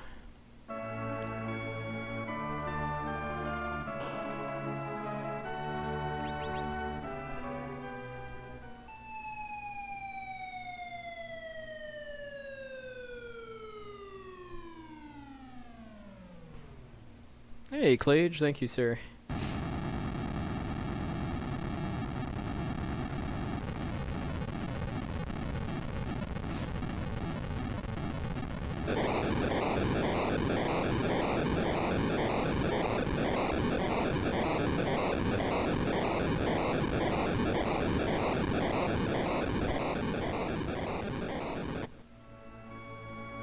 Thank you, Velociraptor, for the hosting.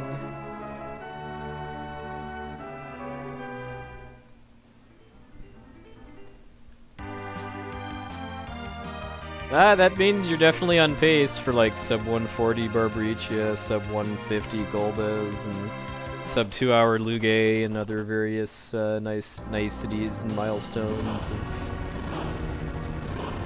the FF4s.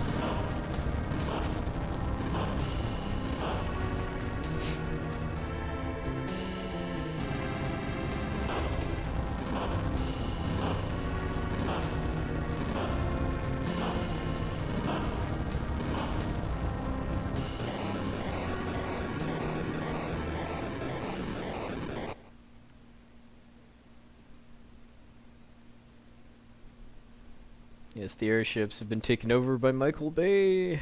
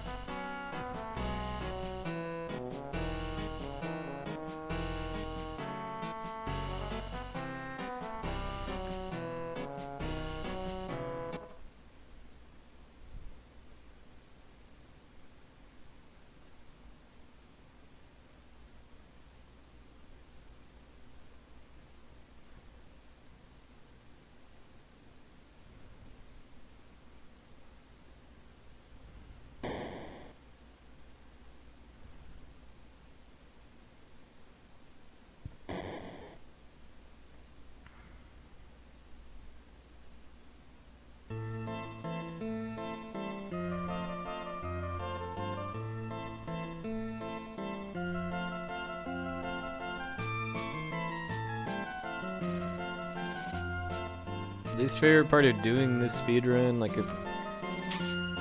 I don't know, I haven't been running this game that long.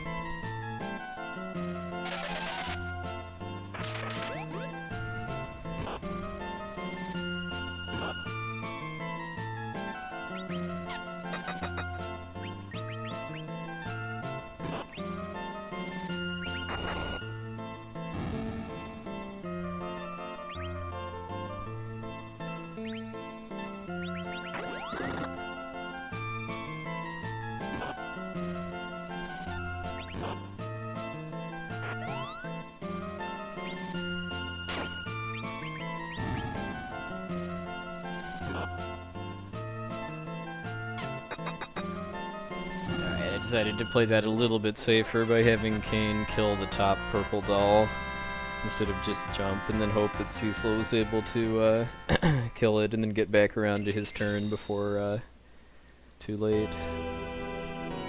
I muted myself because it makes Golbez's hold gas attack whiff, so I can do a bunch of menuing during the cutscene part of the fight.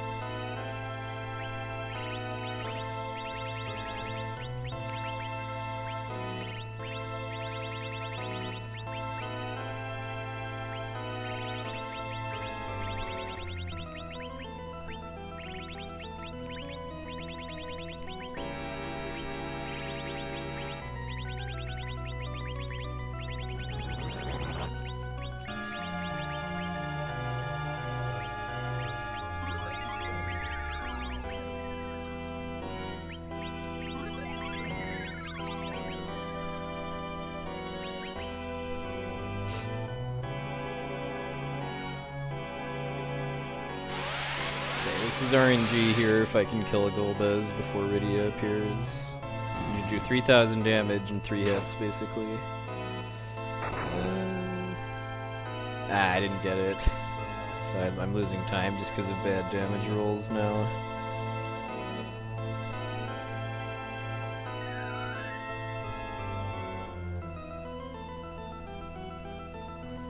All this text here shouldn't be happening.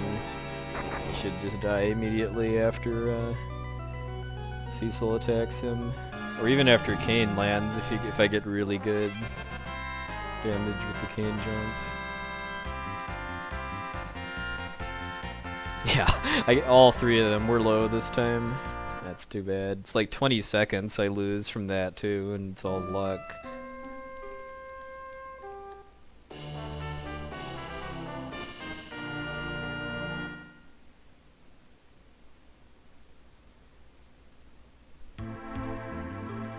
Yeah, Golbez is worth a lot of experience. The Japanese glitchless route actually gives all of that to Kane to pump him up for the sealed cave primarily.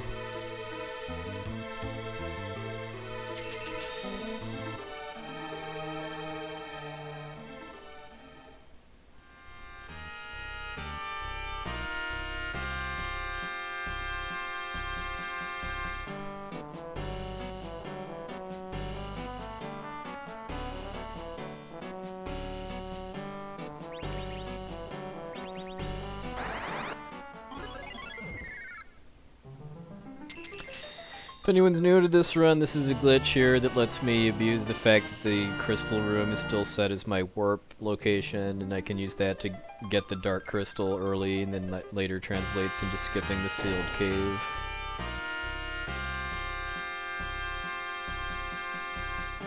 Yeah, I want to do Japanese version.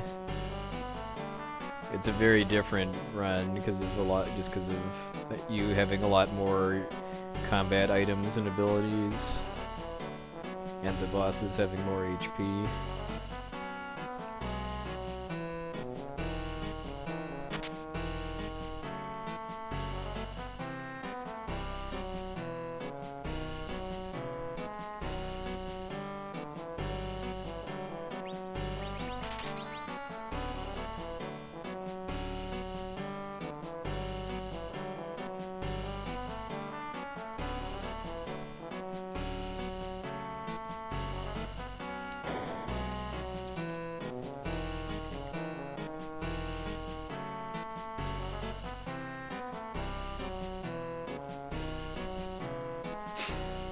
If you're asking me if I'm using the stairs glitch, no, I'm not.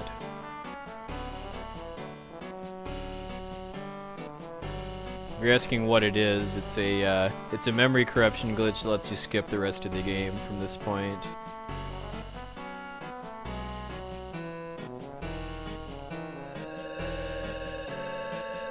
Ah, cool, yeah. I will let you know if I find anything good.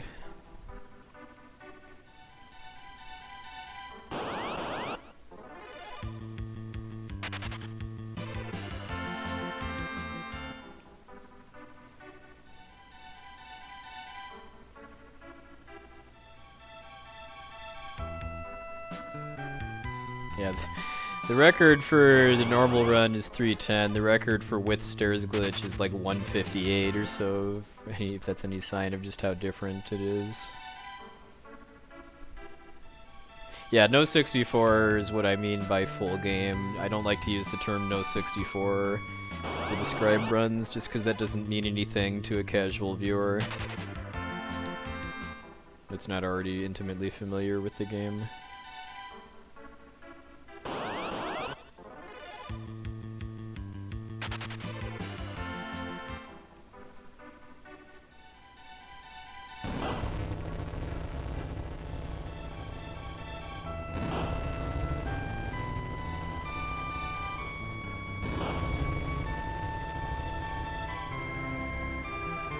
Fortunately, that hasn't really come up yet. I mean, there's always troll questions, like why doesn't 100% FF6 include getting all the rages and lures and chests and yada yada.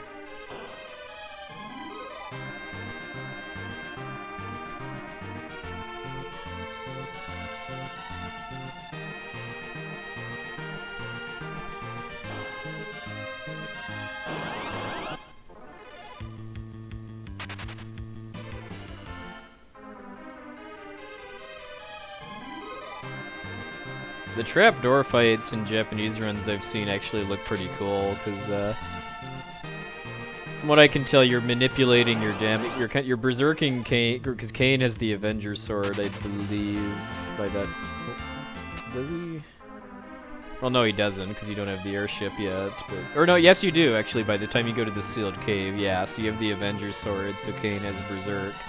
And you're watching his damage output and then kind of topping it off with Edge doing stuff so that you can just manipulate your deep damage per round so that you kill the trapdoors instead of them transforming into other monsters.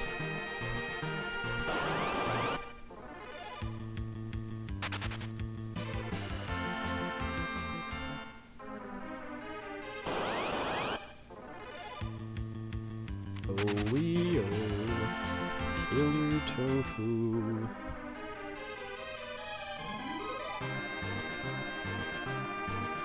Golbez has interesting guardians for his tower, because he's got tofu and eggs.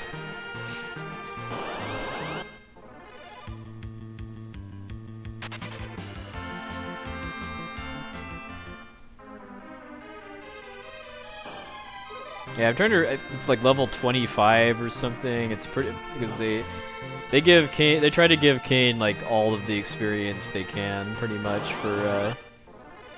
Getting ready for the sealed cave and well, Rubicante. Like, cause like most runs I've watched, Kane's the sole survivor in Rubicante. It's a pretty scary looking fight.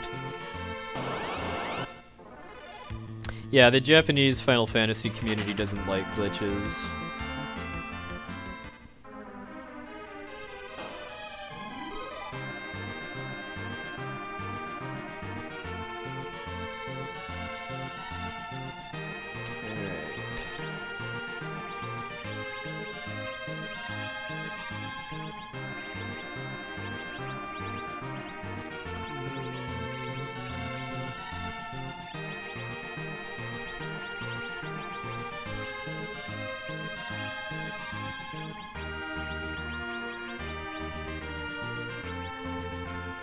Oh, nice. I don't need to heal here. VS1A means Battle Speed 1 Active ATB. In this game, that's actually the fastest possible battle settings, but they play FF5 and 6 the same way, and in those games, that actually makes the run harder and slower instead of because the battle speed only affects enemies. It doesn't make you go faster.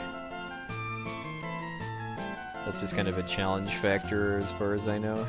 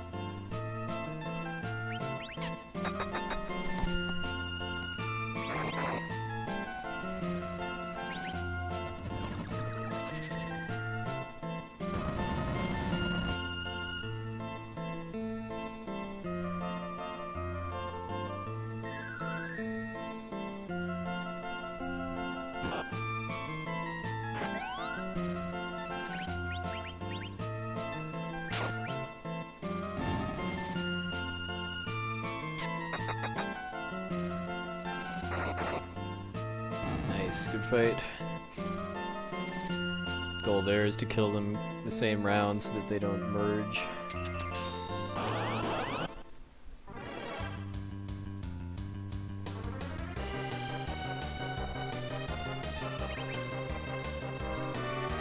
Watch! Mr. Game and Watch?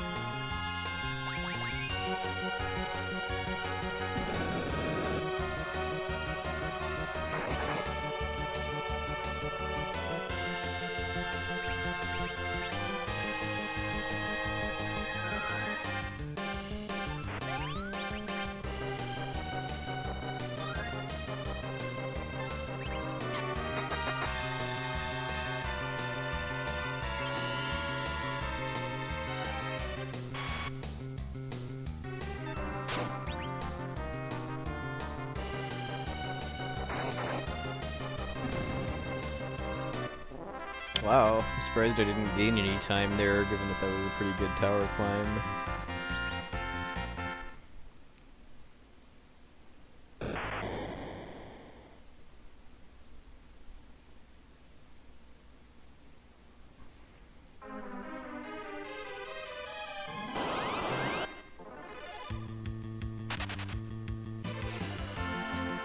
There's been no eggs yet, though. I don't like this. Feeling pretty hungry.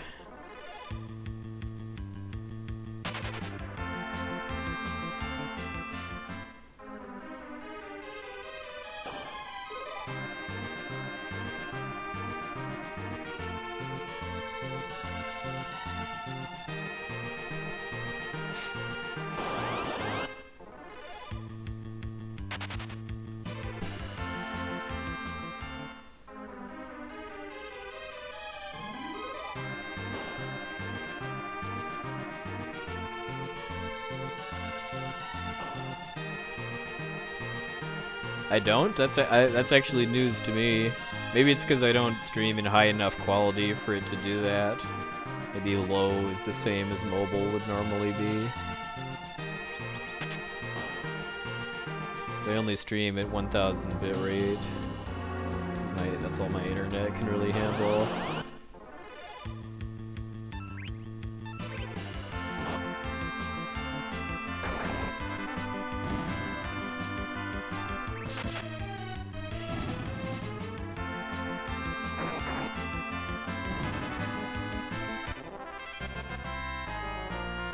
I don't really understand your question, Cobra Bro.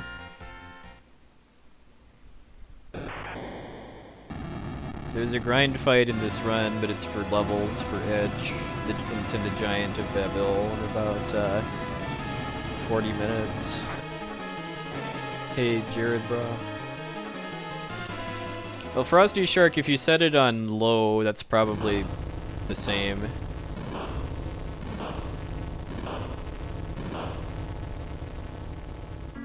I like eggs because they're silly, and because if you get back attacked by one, it's not only hilarious that an egg snuck up on you, but it's also a freebie because they don't do anything unless you attack them.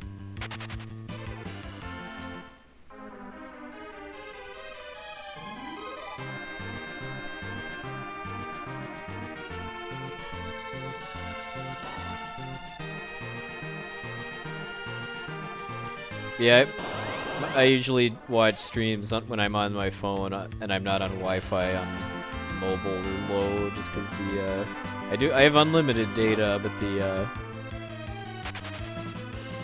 mobile data speed is pretty bad where I live. Egg! First one.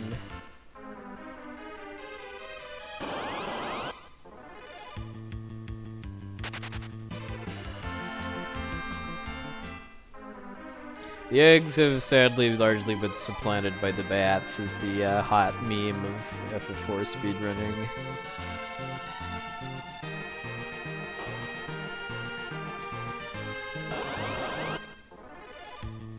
Egg.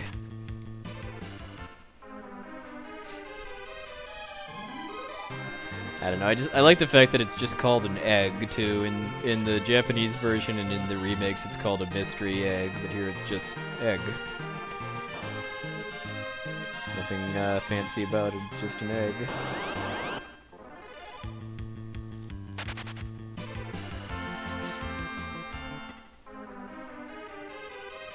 It's the incredible edible egg even. That was something I remember always feeling pretty hip if I was able to actually kill an egg without making it hatch in casual play.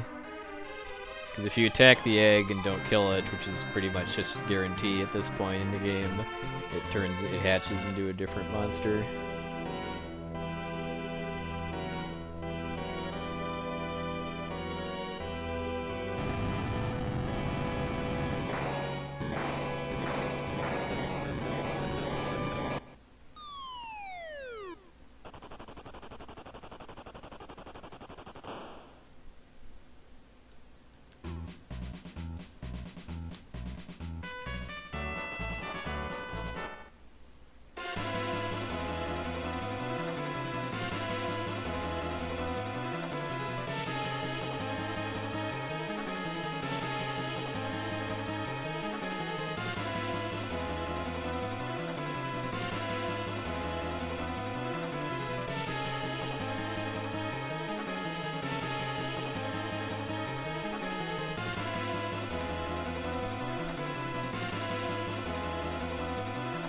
Alright, good night, MTI. Happy Labor Day.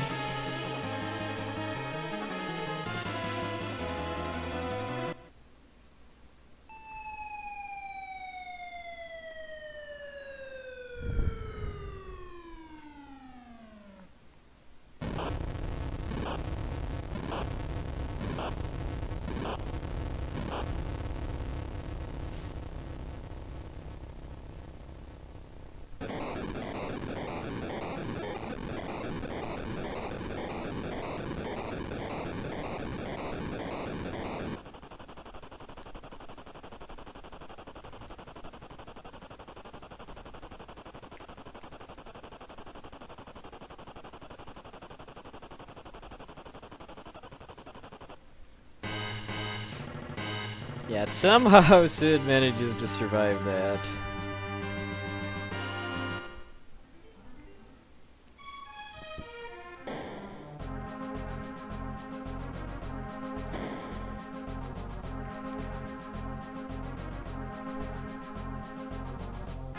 Get to the crane, do it now. Nyard.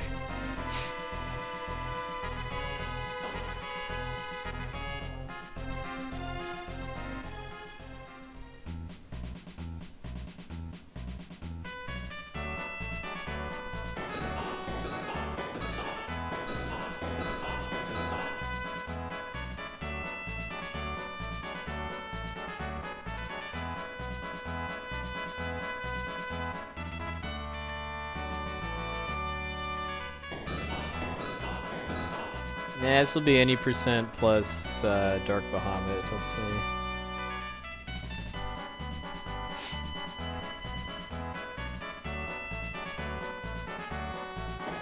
Yeah, I'd like to think I've come a long way in my nyarging.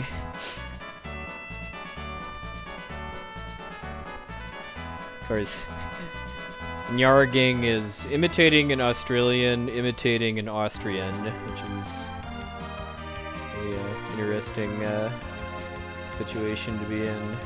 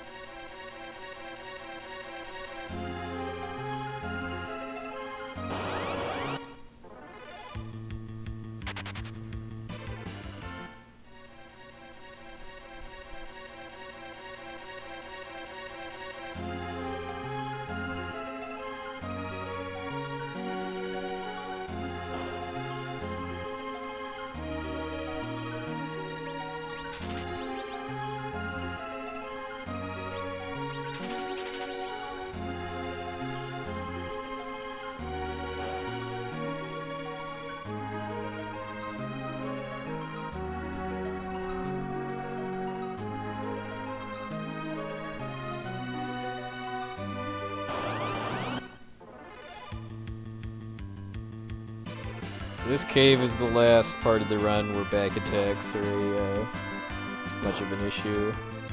But it's also home to the bats, which are the nastiest formation in the whole game to get back attacked by.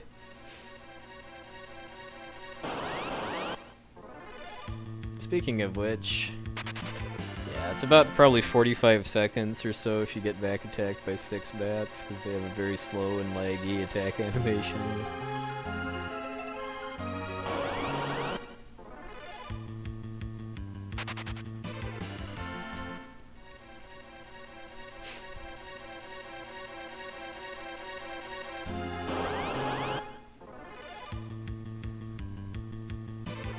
Wow, yeah, the game's not letting me get to edge without a fight. It's this stuff and not bats, though. Because I know I got back attacked in my PB. Right, it was my last encounter before edge, too. There's been a couple people that have run the after years. I think Sir VG did it at one point. It's not a terribly popular competitive speed game, though.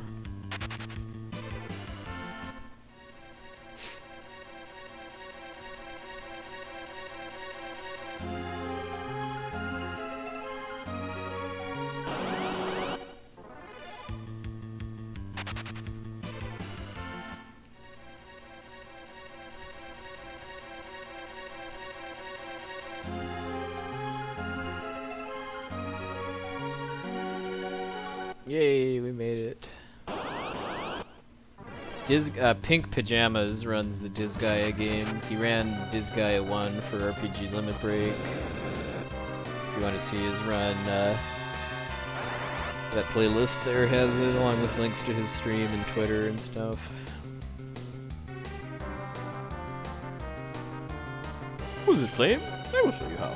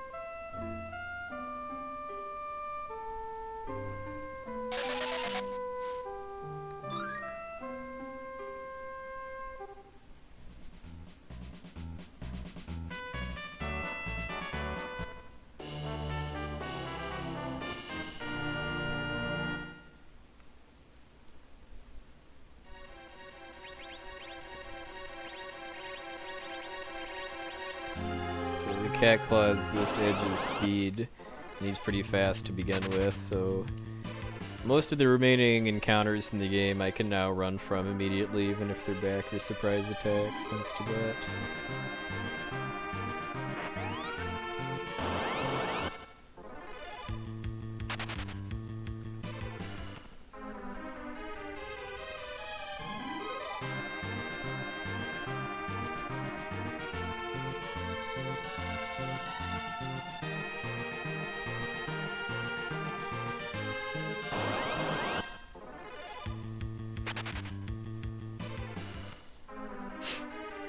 Yeah, alas, poor Bagan will never know what he could have contributed to the cause.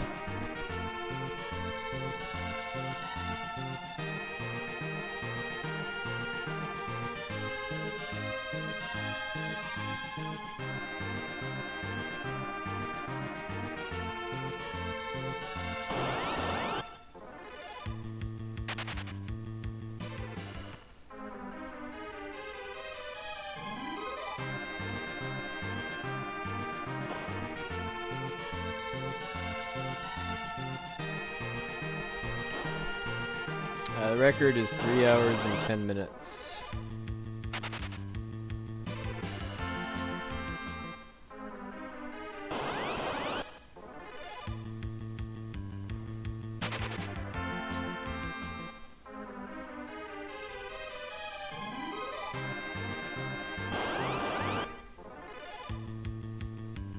Surprised? I don't think so.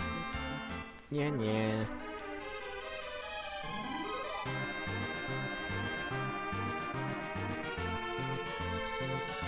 If you mean Nobuo Uematsu, I actually have no idea. I mean, there's so little that's actually been announced about the FF7 remake. I would really, really, really consider it likely that they're at least going to do remixes of Uematsu's OST for FF7 if they don't actually have him do it personally.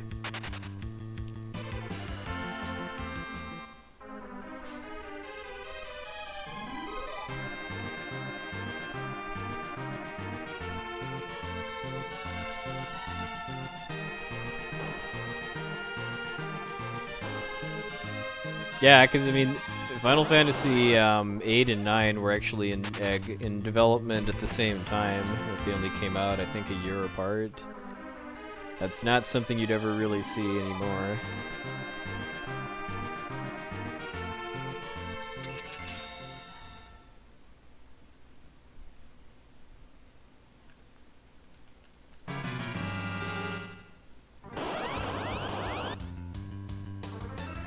I will bring you all down to the Hades.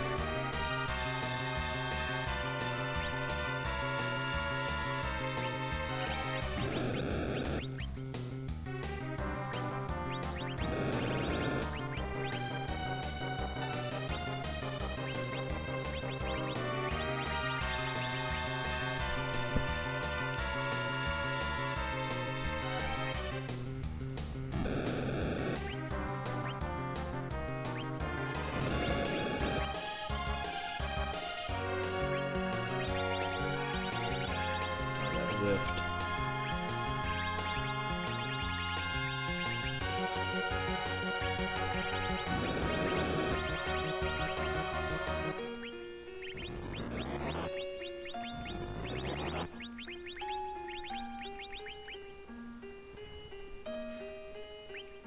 Yes, there's much feeling of the heat done down in the Hades.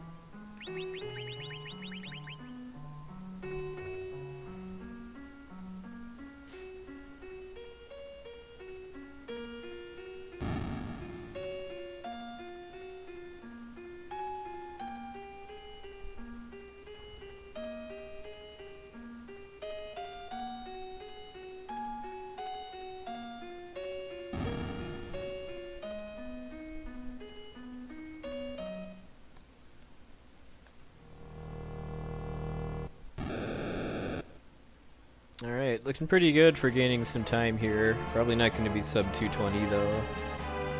Even though good players can beat Rubicante in under a minute.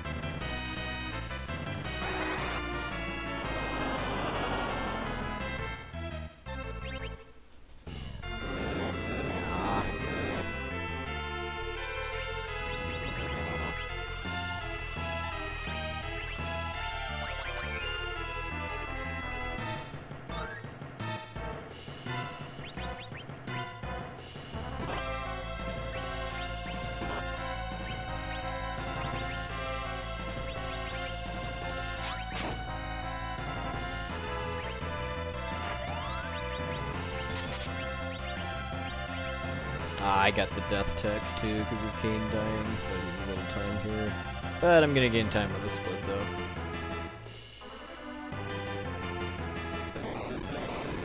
That happens if, I believe, if Cecil attacks him when he has under 1000 HP.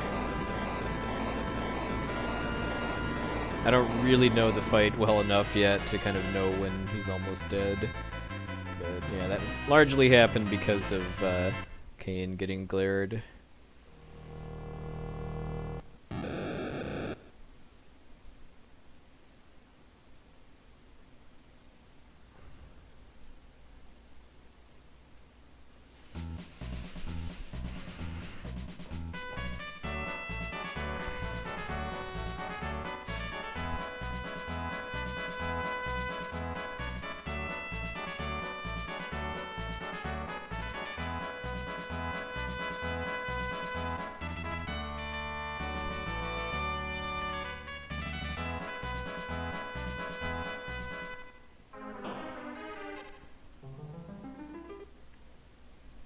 A super Peatfall?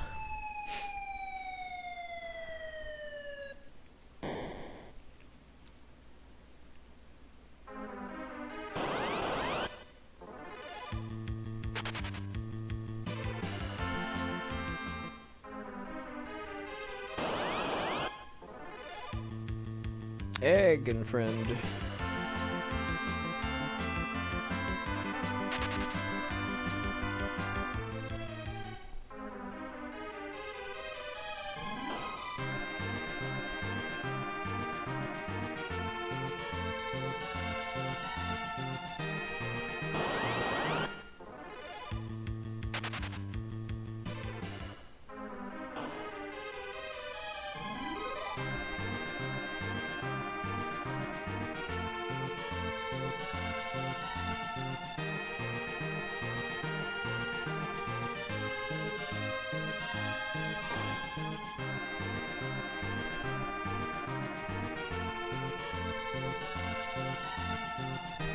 So the middle part of this run has actually been pretty good by my standards. Pretty good back attack block up until getting Kane getting glared by Rubicante was a bit of bad luck, but one of the bosses have trolled me too hard since Scarmiglione.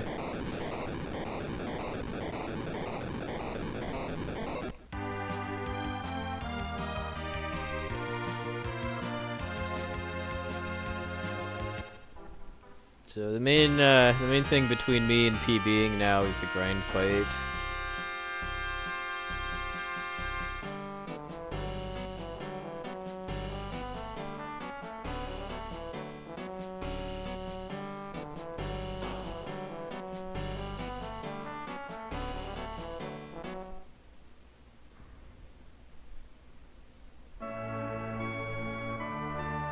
And to a lesser extent, the Fiends and the Arachnes in the Summon Cave.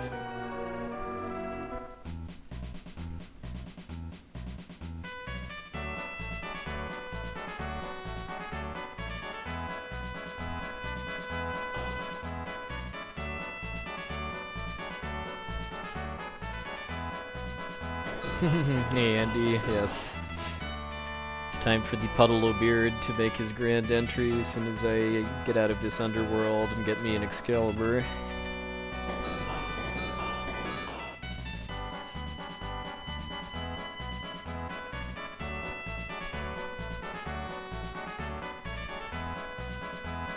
It's more beard now than man, twisted and unkempt.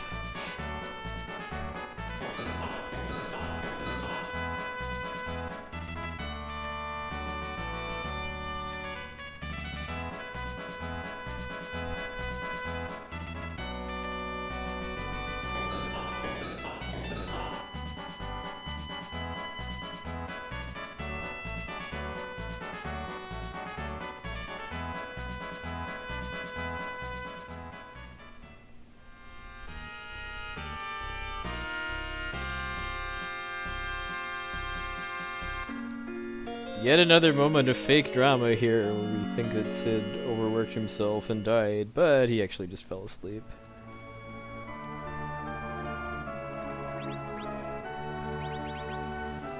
Well, I have yet to actually have any serious trouble with getting the rat tail without a step route, but I'm sure I just jinxed myself with that. But I'm still safety saving before going in, though. I probably will continue doing such until I do step routing.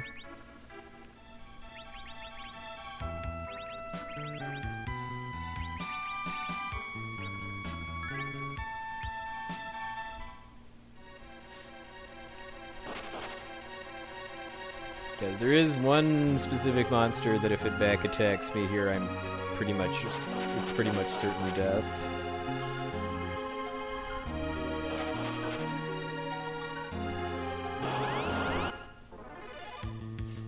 It's not that though, it's the Arachne.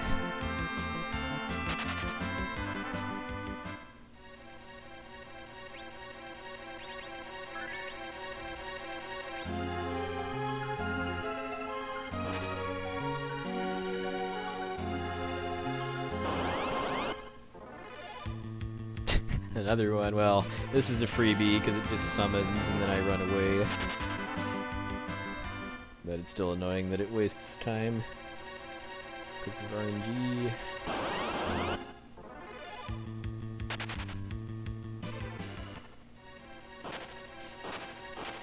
Yeah, there's 2 optional caves in the underworld that you can go to once you have an airship. This one you can learn. Yeah, this one you can get the second best summons in the game, Ashura and Leviathan, from, along with a bunch of good treasure. And the other one is where you can actually find Yang, and then you can learn the Sylph summon, and then also get Edge's ultimate throwing weapon, which is the Spoon. In this version, and the Cleaver in the remakes.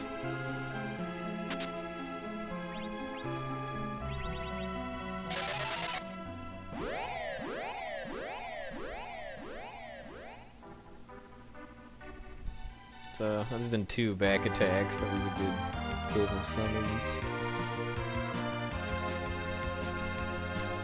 This cave here, on the other hand, is supposed to be required, but I'm actually skipping it because I used the Dark Crystal Warp glitch.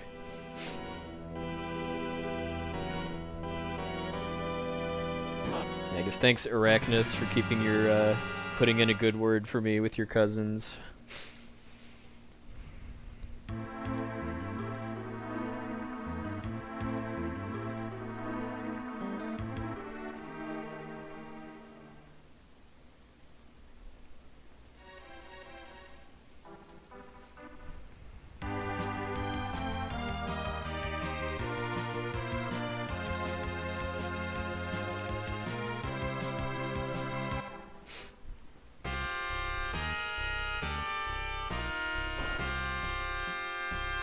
If you want a serious answer, it's because it's a no-win situation, and it's something that I'm sure you can probably understand too. That since I do a lot of Final Fantasy speedruns, that's a debate that comes up very often. And I get sick of it pretty quickly too.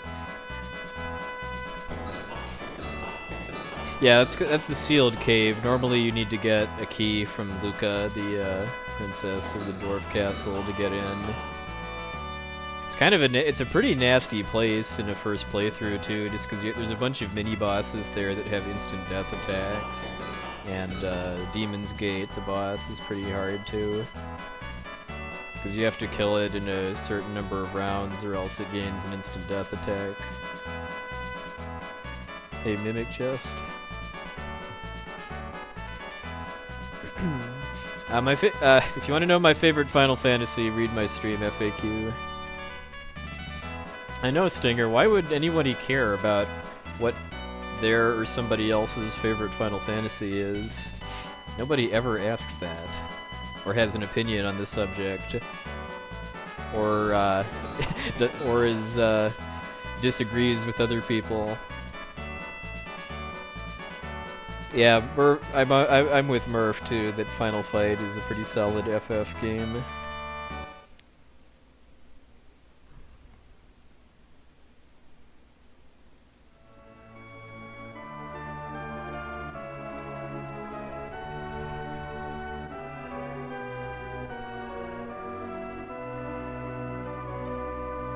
Yeah. I do have more than a passing interest in doing some speedruns of Final Fantasy Legend 3, just because I've got tons of nostalgia for that game. It's the only one of the FFL games that I played as a kid. It looks like the most interesting for doing kind of RTAs of too, because you can speedrun FFL 1 and 2, but those are extreme glitch fests where once you do the glitches, that's kind of it for the run, really. All right, time for airship Chinese fire drill.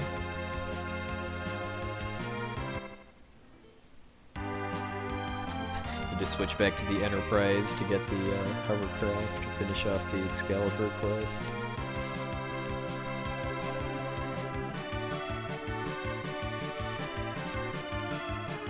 Yeah, the drill airship is something very special and unique.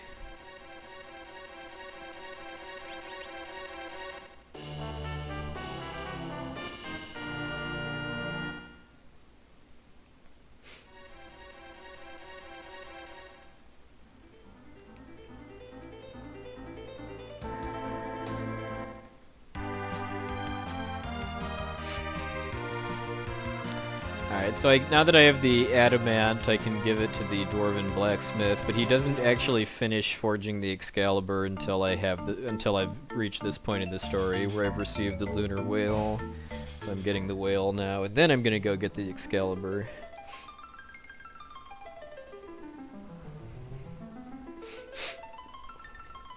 Yeah, I can picture like Dr. Evil saying, "I just want a freaking airship with a freaking drill on the front. Is that too much to ask?"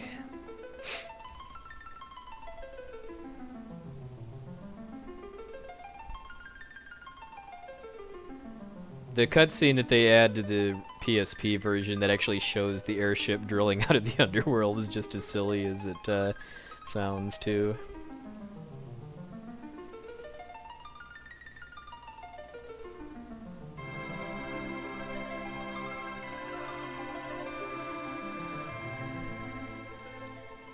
Alright, seizure warnings, with the 60 FPS seizure warnings coming up here.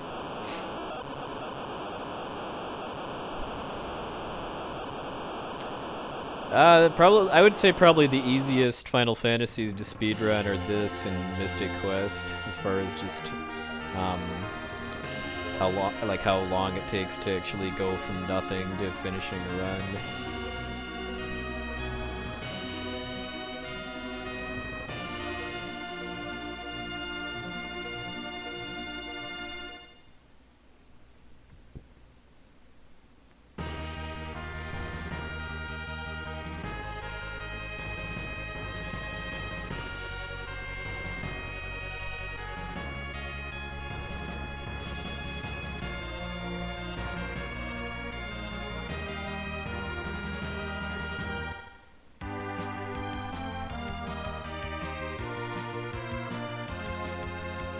Well, if you actually read the text there, I think they say that the lunar whale is inside like a dragon skeleton that's underwater or something. So one to be born from a dragon means the lunar whale coming out of the dragon's mouth.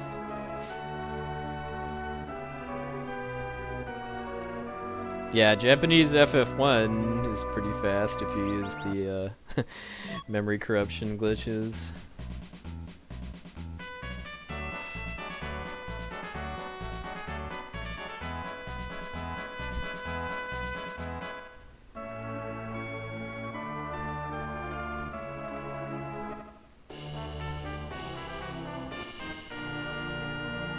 The reason why I did the side quest to get the Excalibur will become more obvious in about 15 minutes or so, I'd say.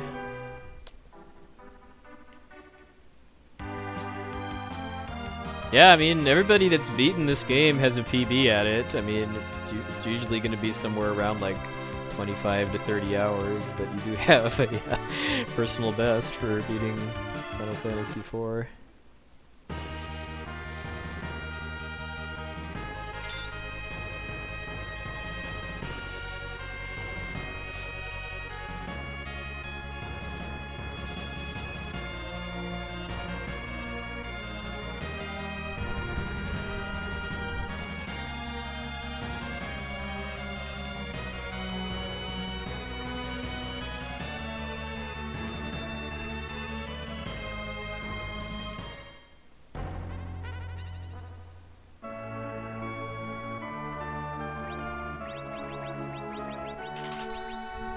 I always remembered not being too big a fan of finding the shopkeeper in there as a kid versus all the guys that just whistle at you, or the naming way.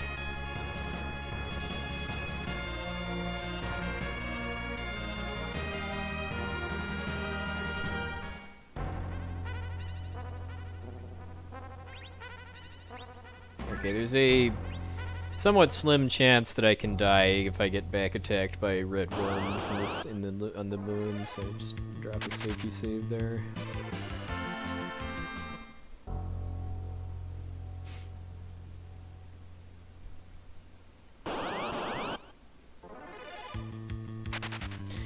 Yeah, I mean the main thing about this game that I didn't know about until seeing speedruns is what equipment is good, other than like the final equipment. Like I had no idea that like headbands and karate gis were really good because of boosting your attack power.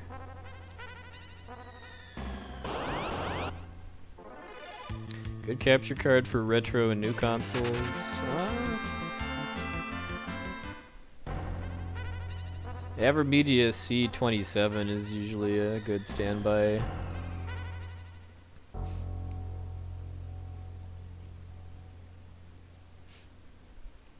Assuming you mean HD by new consoles.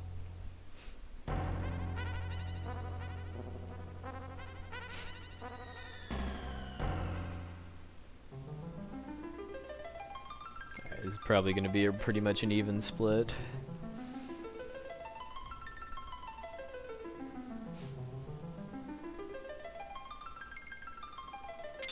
Oh no!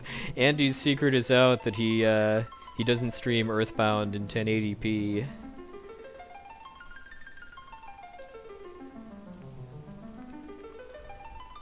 The Dazzle's fine. It's for what I mean for $100 or actually probably more like 50 or so. You could get one for. Or maybe not an even split, huh? That's probably just encounter luck or something.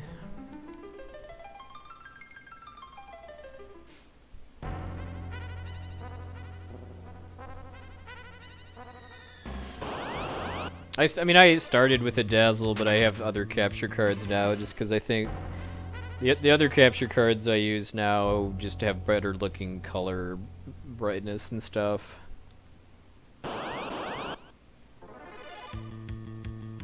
Killer hair dyers from outer space.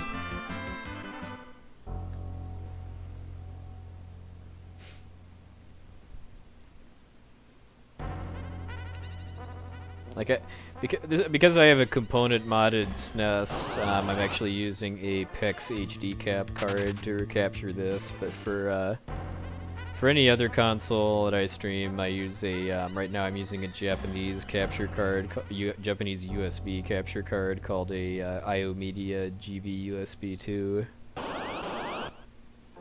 It's pretty similar to a Dazzle, only it's a lot smaller, and I like the way the colors look in it better than on the Dazzle.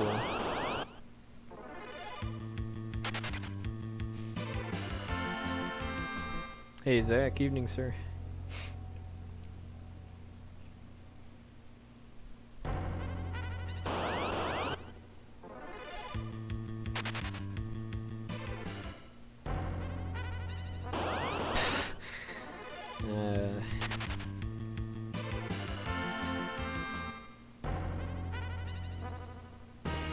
Yeah, the newest console I've ever streamed from is a PlayStation 3.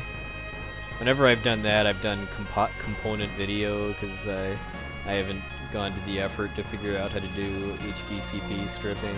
But when I've done that, because I don't have an HD TV in this room in my place, I've just been playing directly from the Amarok capture window.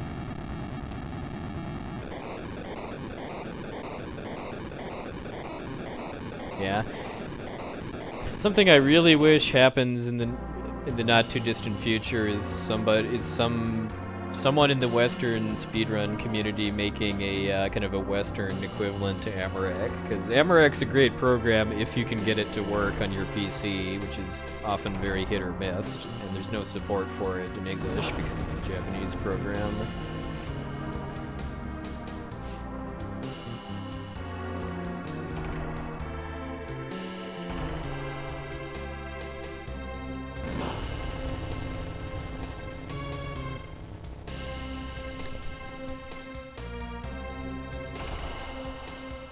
Yeah, I've heard of just all kinds of just oddball issues that people have had to deal with in order to get Amarok working with their specific setup, both for their capture device and their PC. Yeah, like I know PJ has a lot of problems with Amarok crashing randomly on him. It works pretty much perfect on my PC.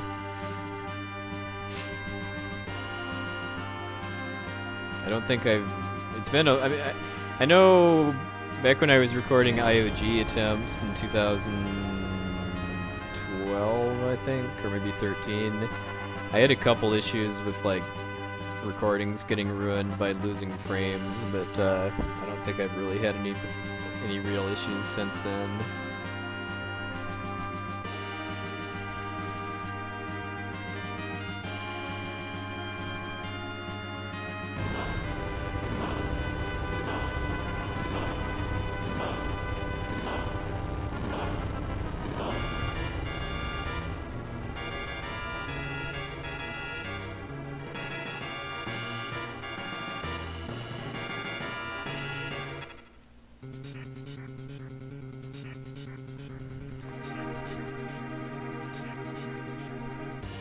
Yeah, I don't use Amarok's audio, I just do line-in audio for my consoles. Every time I've tried to use Amarok audio, it ends up being like a couple milliseconds desynced. It's something I could live with, but it's just awkward.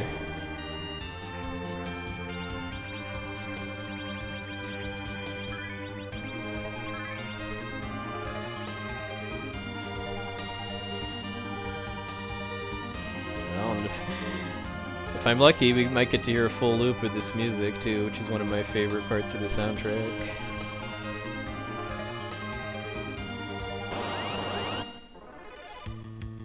It isn't really until the second half of the final dungeon that this music really kind of gets me pumped for the end of the game.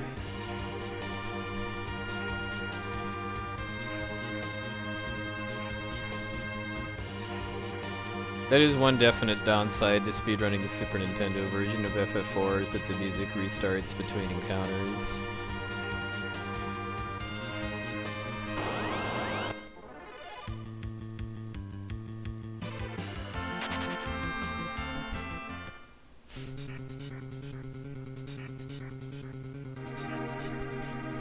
Okay, so coming up relatively soon, I need to do some power leveling with Edge.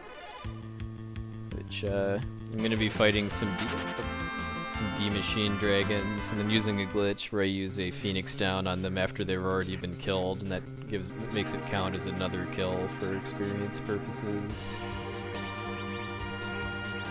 So this should ideally take about 4 minutes if done very well.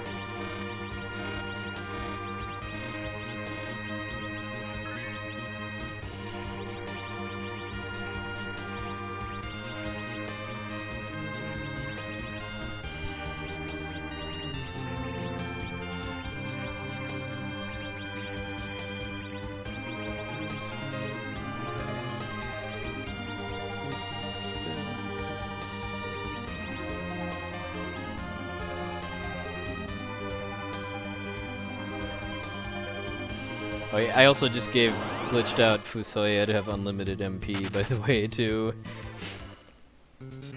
Basically just tricked the game into letting me cast a spell I didn't actually have enough MP for.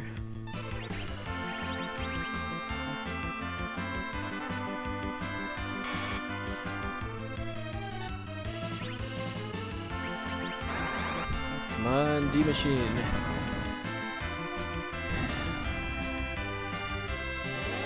Yeah, nice.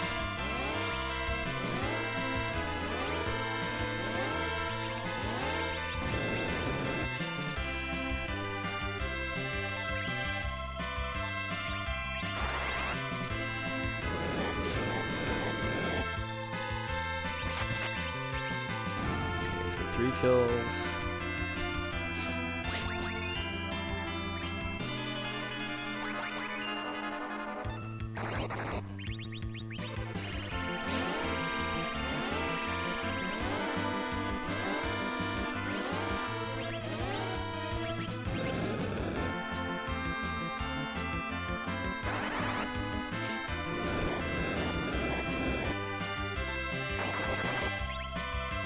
Kills.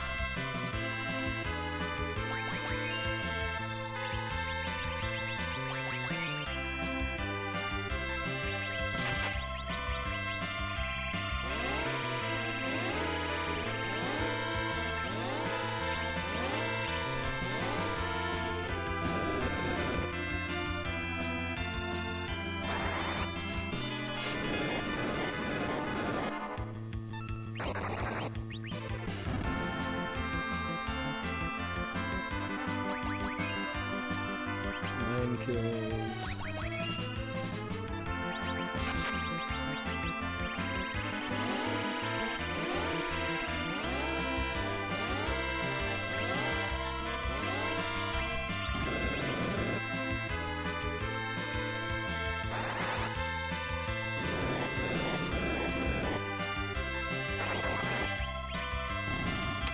Kills. Need to heal before doing this again, though.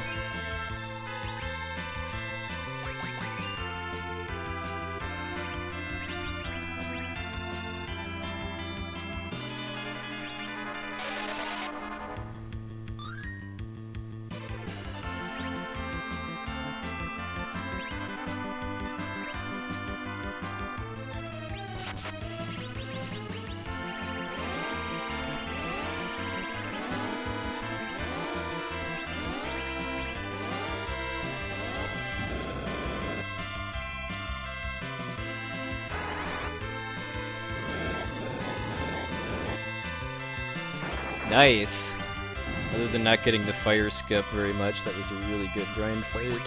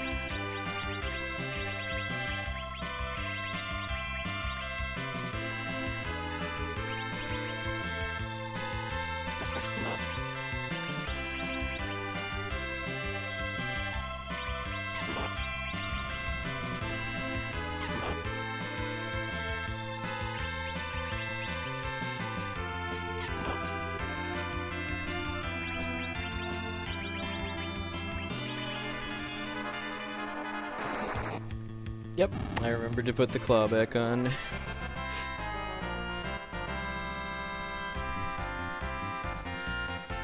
ALCC, by the way.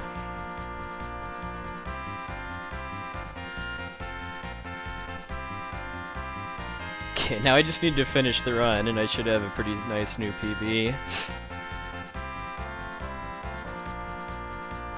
Let's start by not forgetting to dupe the Excaliburs, too. Oh, that's, yeah, I just need to do this.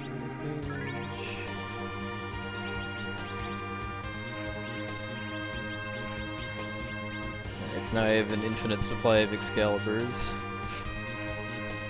My split is when I reach the Fiends, if anyone's wondering, too, just because where I get the grind fight is going to be inconsistent from run to run.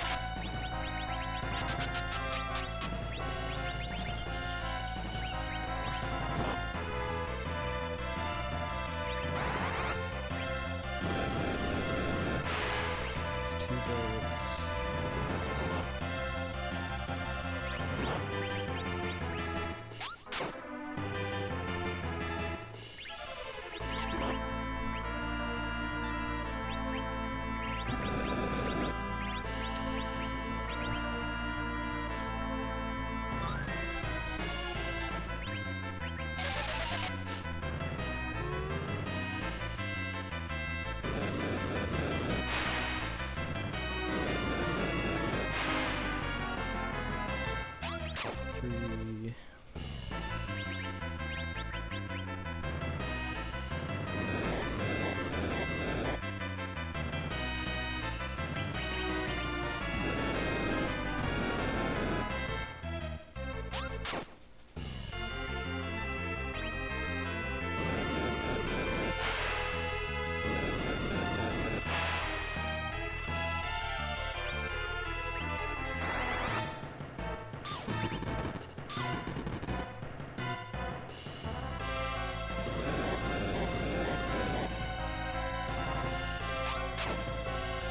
There we go. Alright, so I just skipped the last two fiends by abusing the fact that if I do reflected damage, it doesn't trigger counterattacks, and them changing forms and refilling their HP is a counterattack.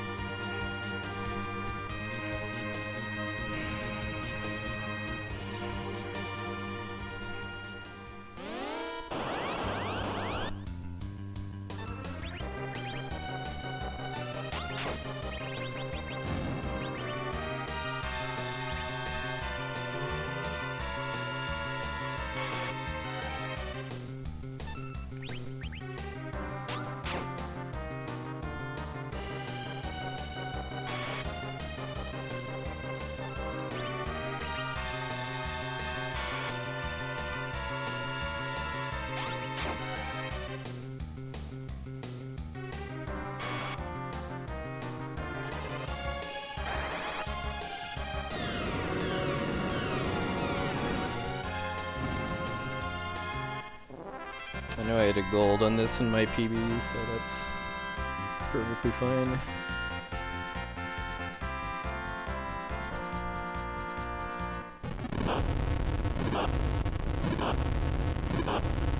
Oh yeah, I mean, dying late in an RPG run is always very frustrating when it happens.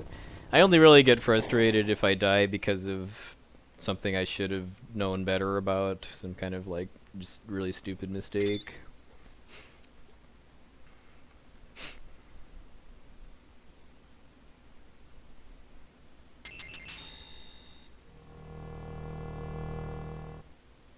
Yeah, the 4 fiends are actually considered one monster as far as the game is concerned, and each fiend is a different phase. When it switches from Rubicante to Cagnazzo, it in addition to switching graphics and AI, it also refills its HP. So that's why I want to skip that change, is because it actually cuts out about 40-50k worth of damage I have to do to it.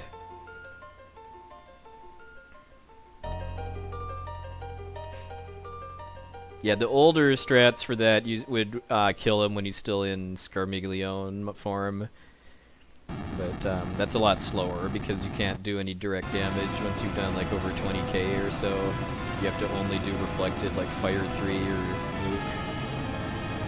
If you let him become Rubicante and then kill him before the next change, then you can throw stuff with Edge, which is when it saves a lot of time, especially when you have Excaliburs.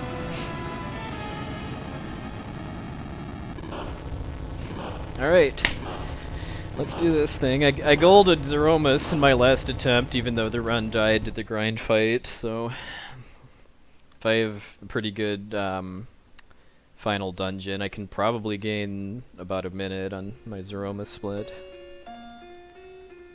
Well, Yeah, I mean, fortunately with the route I'm using, there's only pretty much one... Zeromus only gets one chance to troll me with Big Bang damage, just because that's a very nice thing about the Excalibur route, is that I only have to eat one full power Big Bang during the Zeromus battle if I execute it well.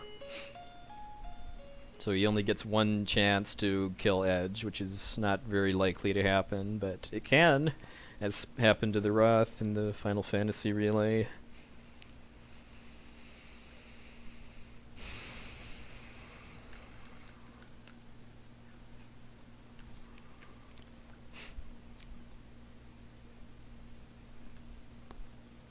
Have I ever considered running FF10? No, I haven't. FF10 is a game I like playing, but I don't like it quite enough to want to sit through hours and hours of unskippable cutscenes to do a speedrun.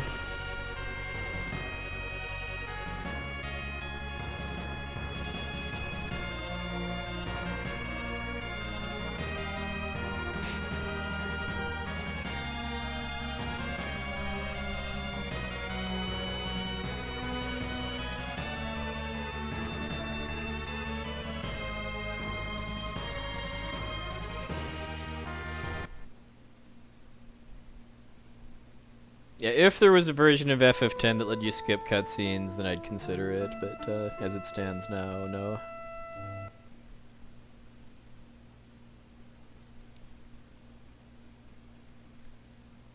And of course they parked the whale as far away from the palace as you can get. Current record is 310.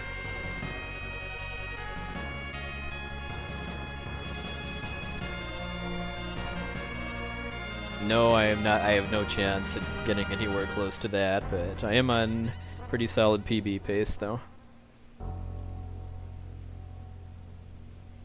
If I can get a sub 315 at this game eventually, I'll be very, very satisfied.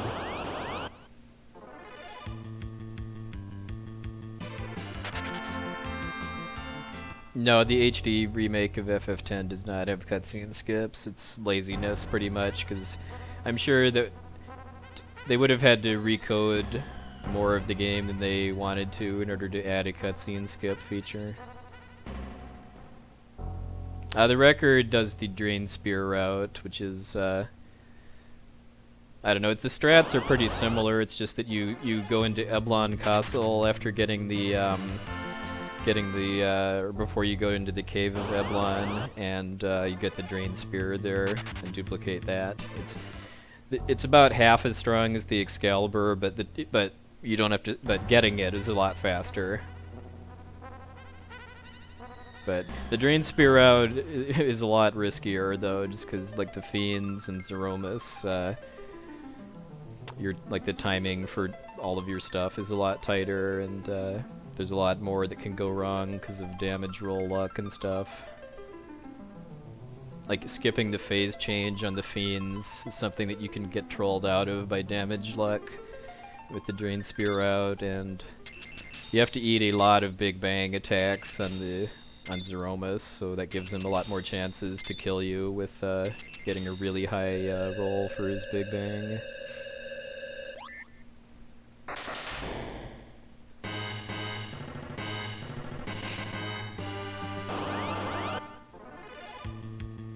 Yeah, I'm planning to go to AGDQ. I'm probably going to offer this game and Illusion of Gaia, although if Nirm or someone else that's much better at FF4 than me offers it, they should get it instead. I'll just offer it because I'm working at it anyway.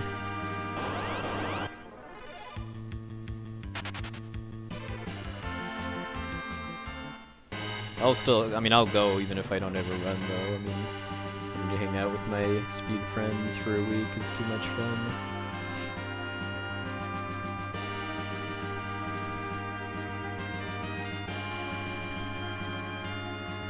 A little concerned about Cecil having under 1300 HP, because that has a slight risk that he might die to Big Bang. The first Big Bang, but hopefully he won't.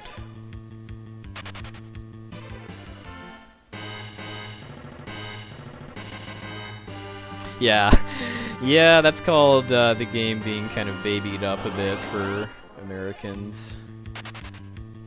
Yeah, I'll do. I mean, yeah. I mean, assuming this game makes it, I'll definitely sign up to commentate for it, and along with whatever else on the schedule I would like to commentate.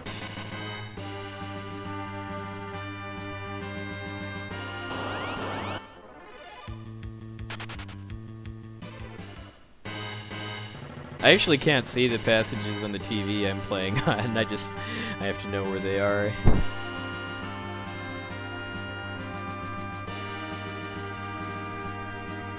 I mean, I could turn up the contrast, but I don't feel like it.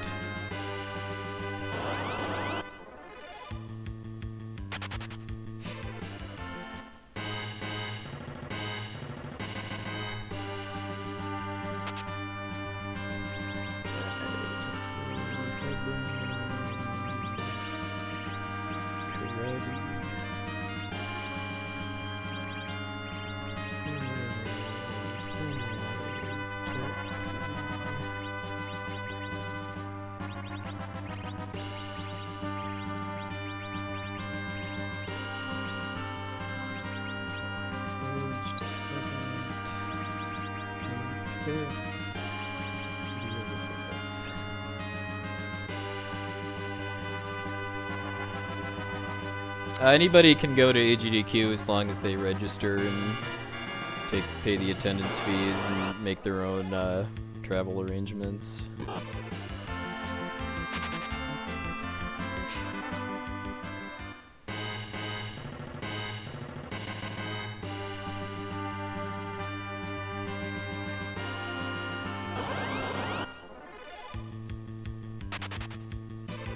I mean, I will say you're much more likely to have fun if you already know other people that are going that you can hang out with.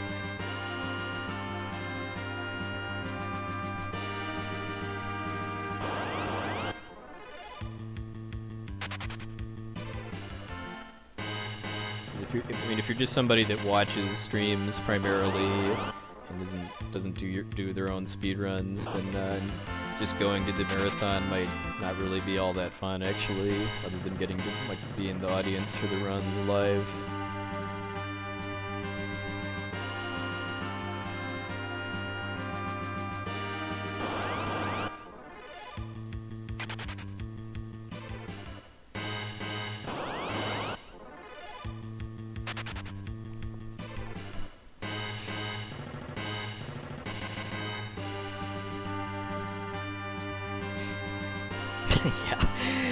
Yeah, Onett and the Limit Break Earthbound run was very special indeed.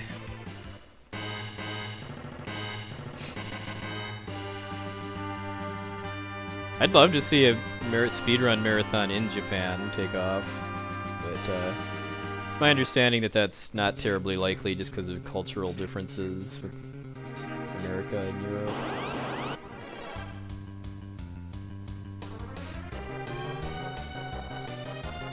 Well, Earthbound was in SGDQ last month by Aureliux doing the glitched any % run. I think it was received pretty well.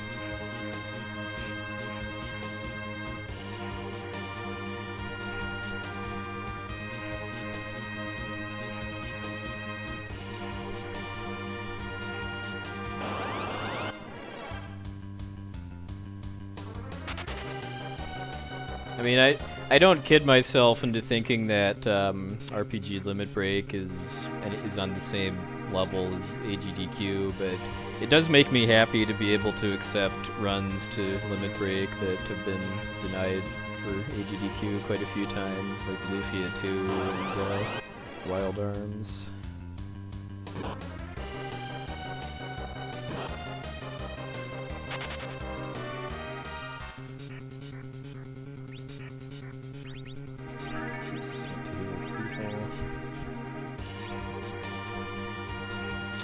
Yeah, I should have smoked with Edge. I didn't realize that the mixed Red Dragon Behemoth fight was still faster than you.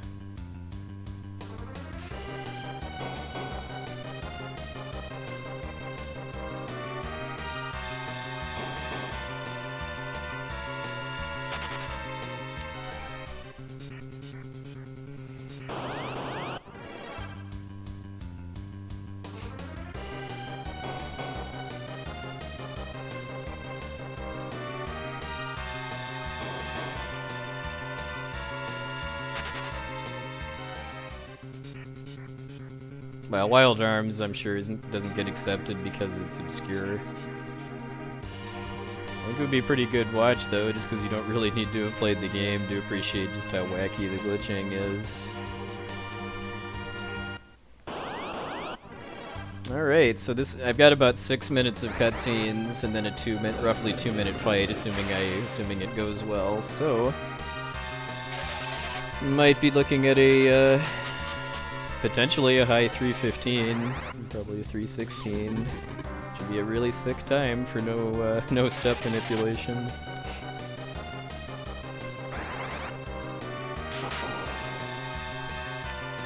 Assuming I finish this run, this is definitely my last FF4 run with no step manipulation, because it's going to be tough to compete against that grind fight split, especially because I got it without having to reset, and it went, other than not getting the fire skip, it went pretty much perfectly.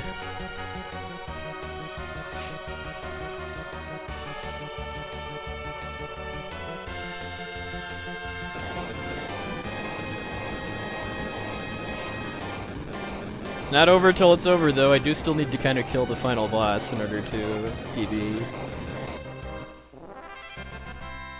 The strats I'm using are pretty reliable, but there are a couple things that can go wrong.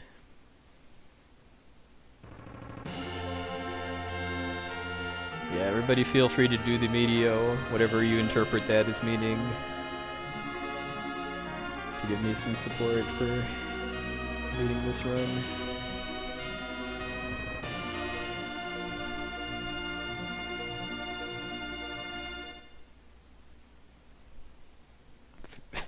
You think I'm famous? Okay. Glad somebody does.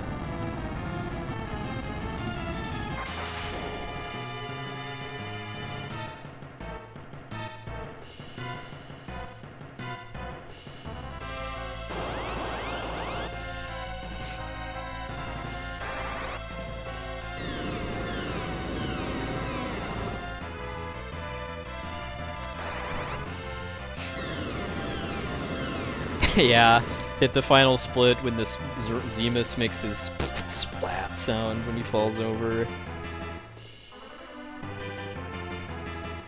Yeah, the first time I got to this point in the game, I was like, okay, after Golbez and Fusoya killed Zemus, like, isn't he the final boss? Is the game over? There has to be a final boss, right? Oh, this guy. Well, it's probably easier to see for you than for me because of you getting to see progressive scan component video. But yeah, the blue spaghetti Zeromus has a face in the middle if you look at the right part of it, sprite.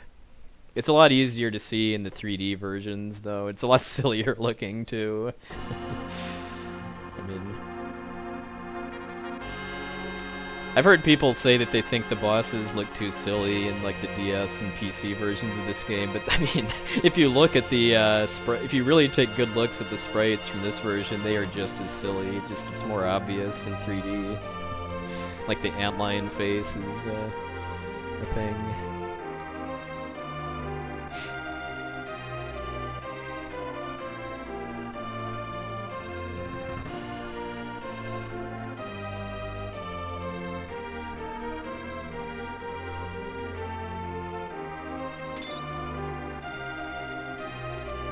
Well, if you're stuck on Lugia, I would watch a speedrun of the PC version, just because I remember there's a very cheesy way to kill Lugia in the 3D version.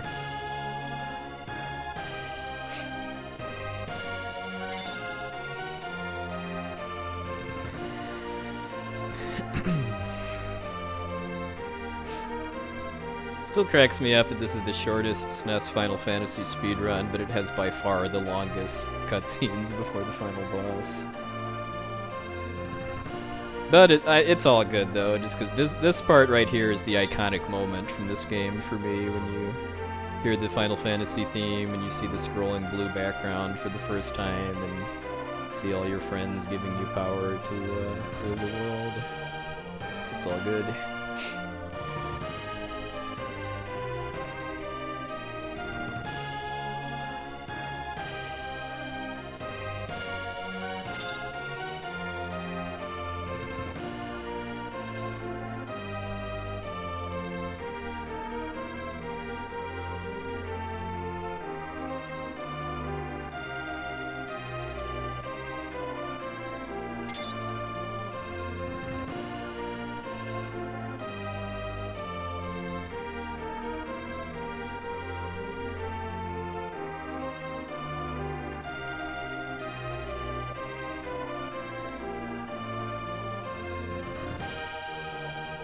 Reminder that Ted Woolsey didn't translate this. I forget who did, but yeah. Hold on to it. Lol lol lol.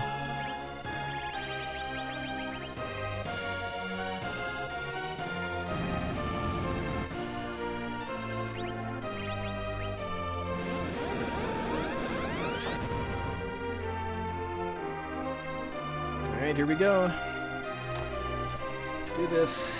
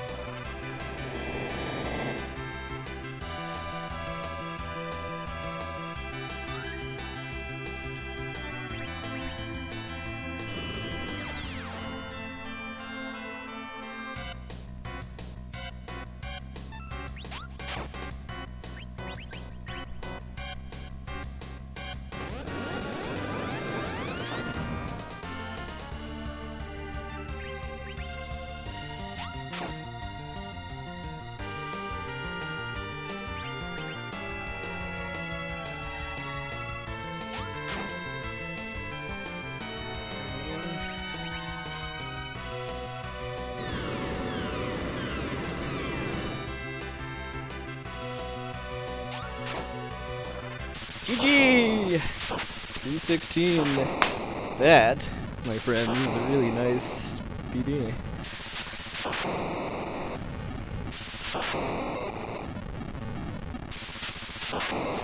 I guess it's closer to 2.5 minutes for how long this Romus fight takes with the Excalibur.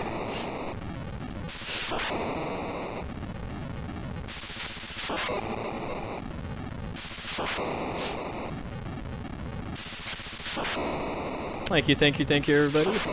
GG means good game. It's basically a way to applaud in stream chat.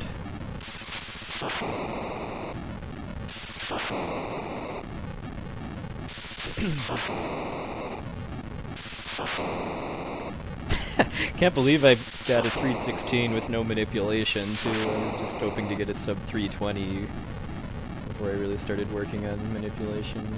Alright. I will not perish as long as there is evil in the hearts of people. Puff! Grr! Zer! Gram!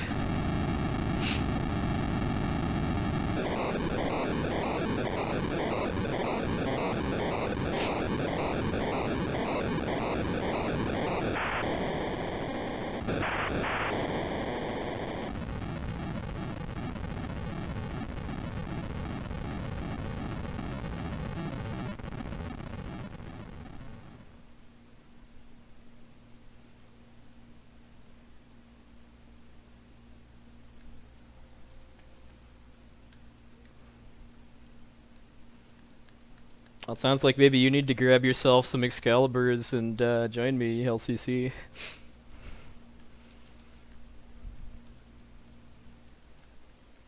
Although I believe some of the changes that Nirm and the Roth and company have made to the route have optimized a lot of the bosses a little bit more too.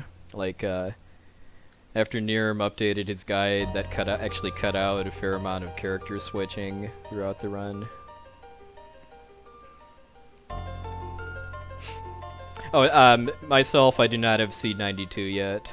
I started working on that during the Paladin tourney, but I never finished getting a setup before my matches were all done. Yeah, sure, definitely. Like I said, this is going to be my last FF4 run with no manipulation. If I want to have a pretty realistic shot at sub 315, I need to start doing step routing. But yeah, what we're talking about with manipulation is there's kind of two pieces to it. The first is called Seed 92, which is where you manipulate which frame you start your game on, and then that lets you get no encounters up through the mist skip. And then after that, there's what's called step routing, which is where you figure out which seed out of 256 possible encounter seeds you're on after you reset the game for the mist clip, and then from there, there's a route you can follow where you take extra steps in no encounter areas to avoid some encounters that you would have otherwise gotten. So yeah, doing step routing for the full game route both cuts out encounters, and it also, for the most part, lets you get the grind fight without having to reload the game.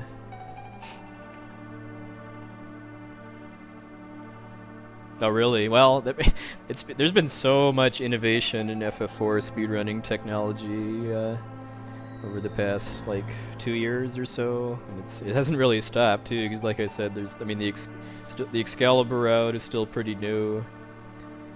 The latest I heard is that it's only really about maybe 20 to 30 seconds slower than the Drain Spear route,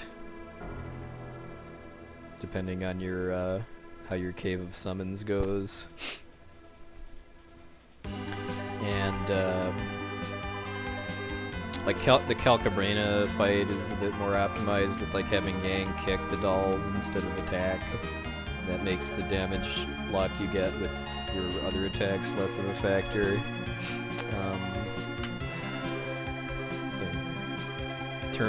Your turn order for Barbaricha, I think, is a little better too. As far as, the level 19 Kane route, I think, is pretty big. Like, LCC, was that a thing when you were running this game more regularly? Because I know that saves a lot of, well, it potentially saves a lot of time on Barbaricha and Golbez. I didn't get it on Golbez because I got low damage rolls, but hey, the potential's there.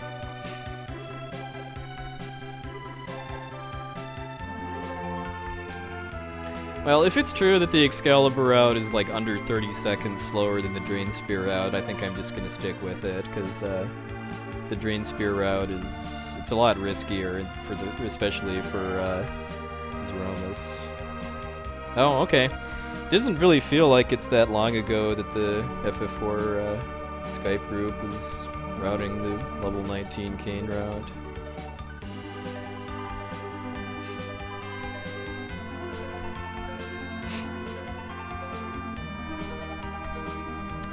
Time can be deceiving, though. Yeah, this run actually ended up having pretty good back attack luck overall. The first hour wasn't that special, but after that it was pretty good. Like, I didn't get bats, I didn't get any anything similar, I guess, as far as heavy spellcasters. I mean, I did get a Mount Ordeal's Ghost back attack, but that was why I said the first hour wasn't too good.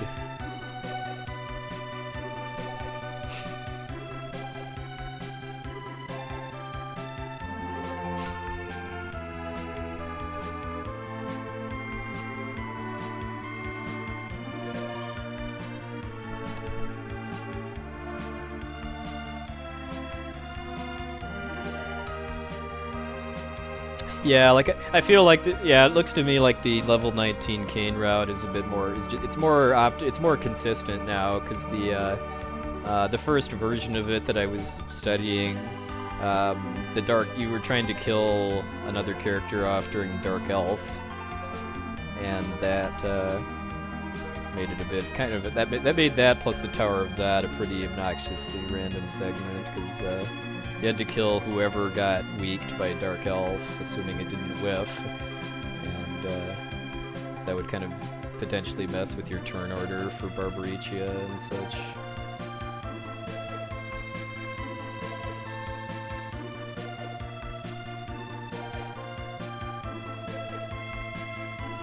I think Roth said that my specific, well, I shouldn't say my, but the Fire 2 strats for Mylon Z plays into it a little bit too, as far as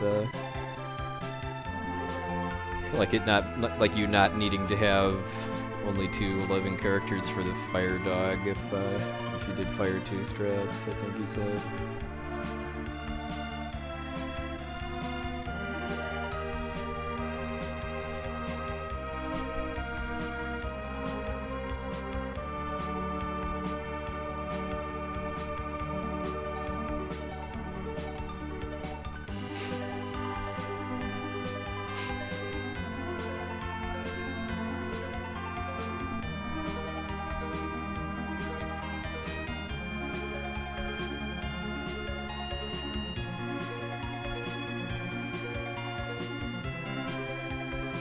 Let's take a look back here. So yeah, first hour of this run was nothing special. Didn't have sub-hour Mylon Z. Mostly, I think, because of getting a Ghost's back attack and then having double comets on Mylon 1. I'm not sure why I lost so much time on Dark Elf. I just must have had just a really good seed for the cave in my 321 round. Yeah, it was pretty good by my standards for the rest of it. It's like lost a bit on Fusoya just because of encounters, I'm sure, and then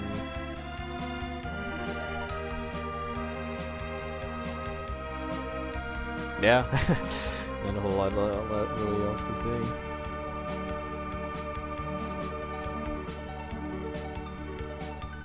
That is kind of a dangerous game to play though, Sashura, because like in this game the back attack, surprise attack status gets set on the frame that you get into the encounter, so if something had gone differently before that point, then I might have gotten bats. Like in my Chrono Trigger 100% run, I'd really tried to avoid kicking myself too hard for losing 10 seconds to finding the Golem boss, because for all I know, if I'd have not done that, I would have gotten like 6 elevator battles in the Black Omen or something.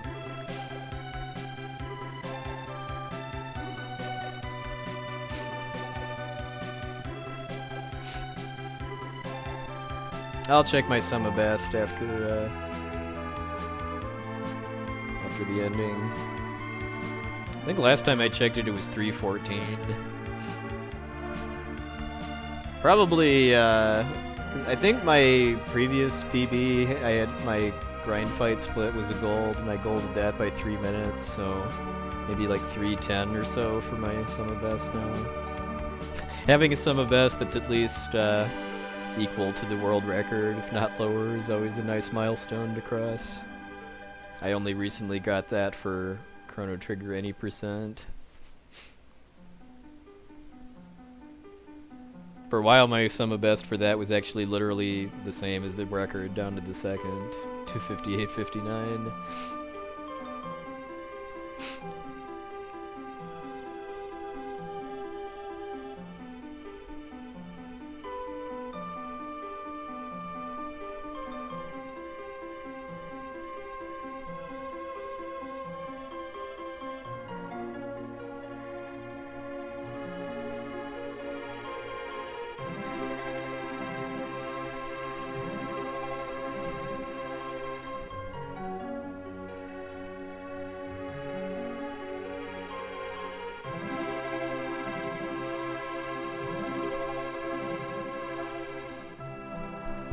Hey, Monk Games, yep.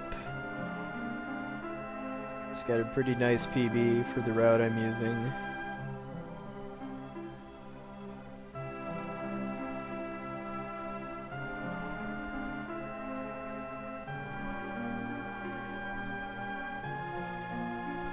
Yeah, once I start learning the step manipulation, getting sub-hour Mylon Zs should become nothing. Then we're gonna want to be going for like 58s. 58 would be a pretty good time for no trash can strats, I think, with step manipulation.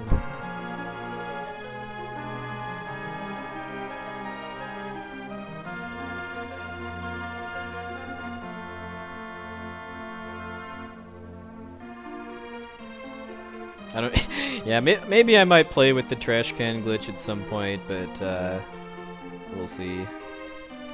If anyone doesn't know what that is, it's a pretty cool glitch that lets you corrupt items in your inventory to make them cast spells instead. And if you use the trash can, it casts Holy, which one-shots Scarmiglione.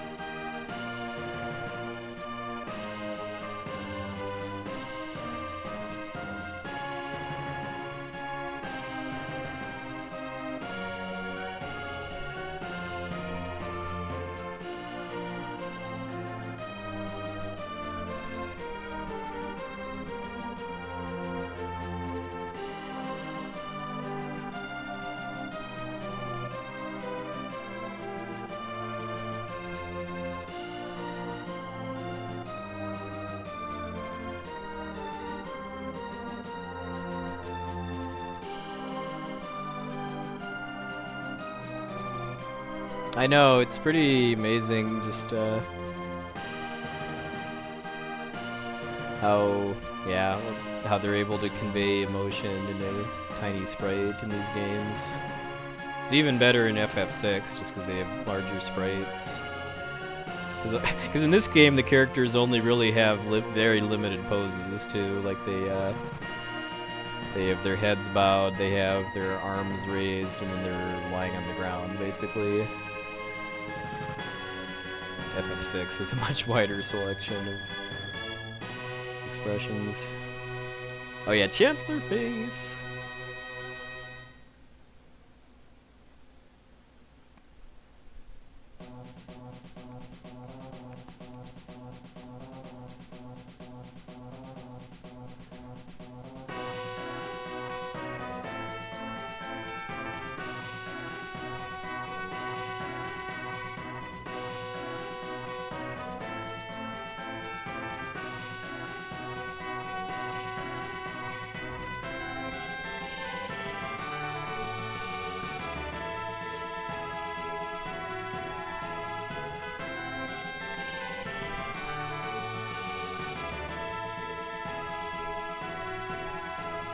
Oh yeah, I guess we can finally get the question answered of who localized this game.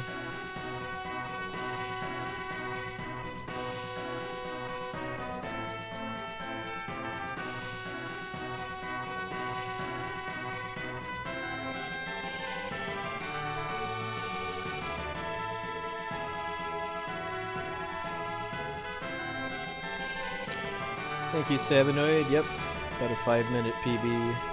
Pretty much most of that came from the grind fight in the Giant of Babil's. I saved 3 minutes on that. Dynami Tracer, I do not. I also haven't been paying enough attention to the credits to see if I missed the localizer.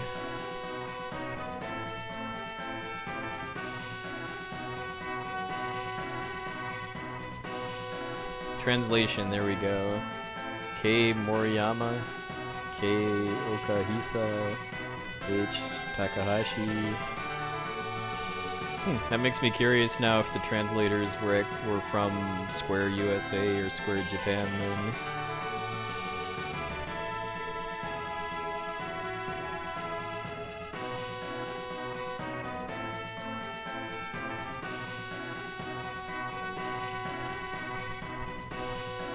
We got some more Western sounding names in this block here. Oh yes, Chris Budd, I know is in the credits for Chrono Trigger. Somebody of importance, I guess, at Square USA in the 90s.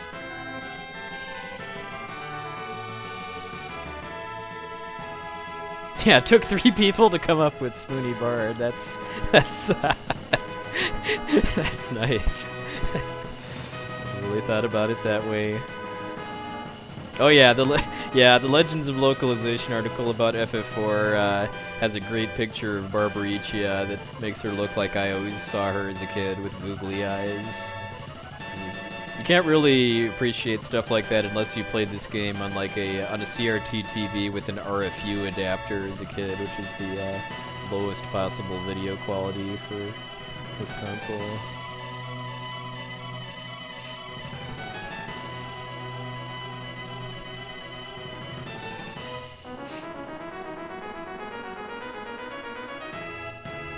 Yeah, once you've seen googly-eyed Barbaricia, you pretty much can't unsee it.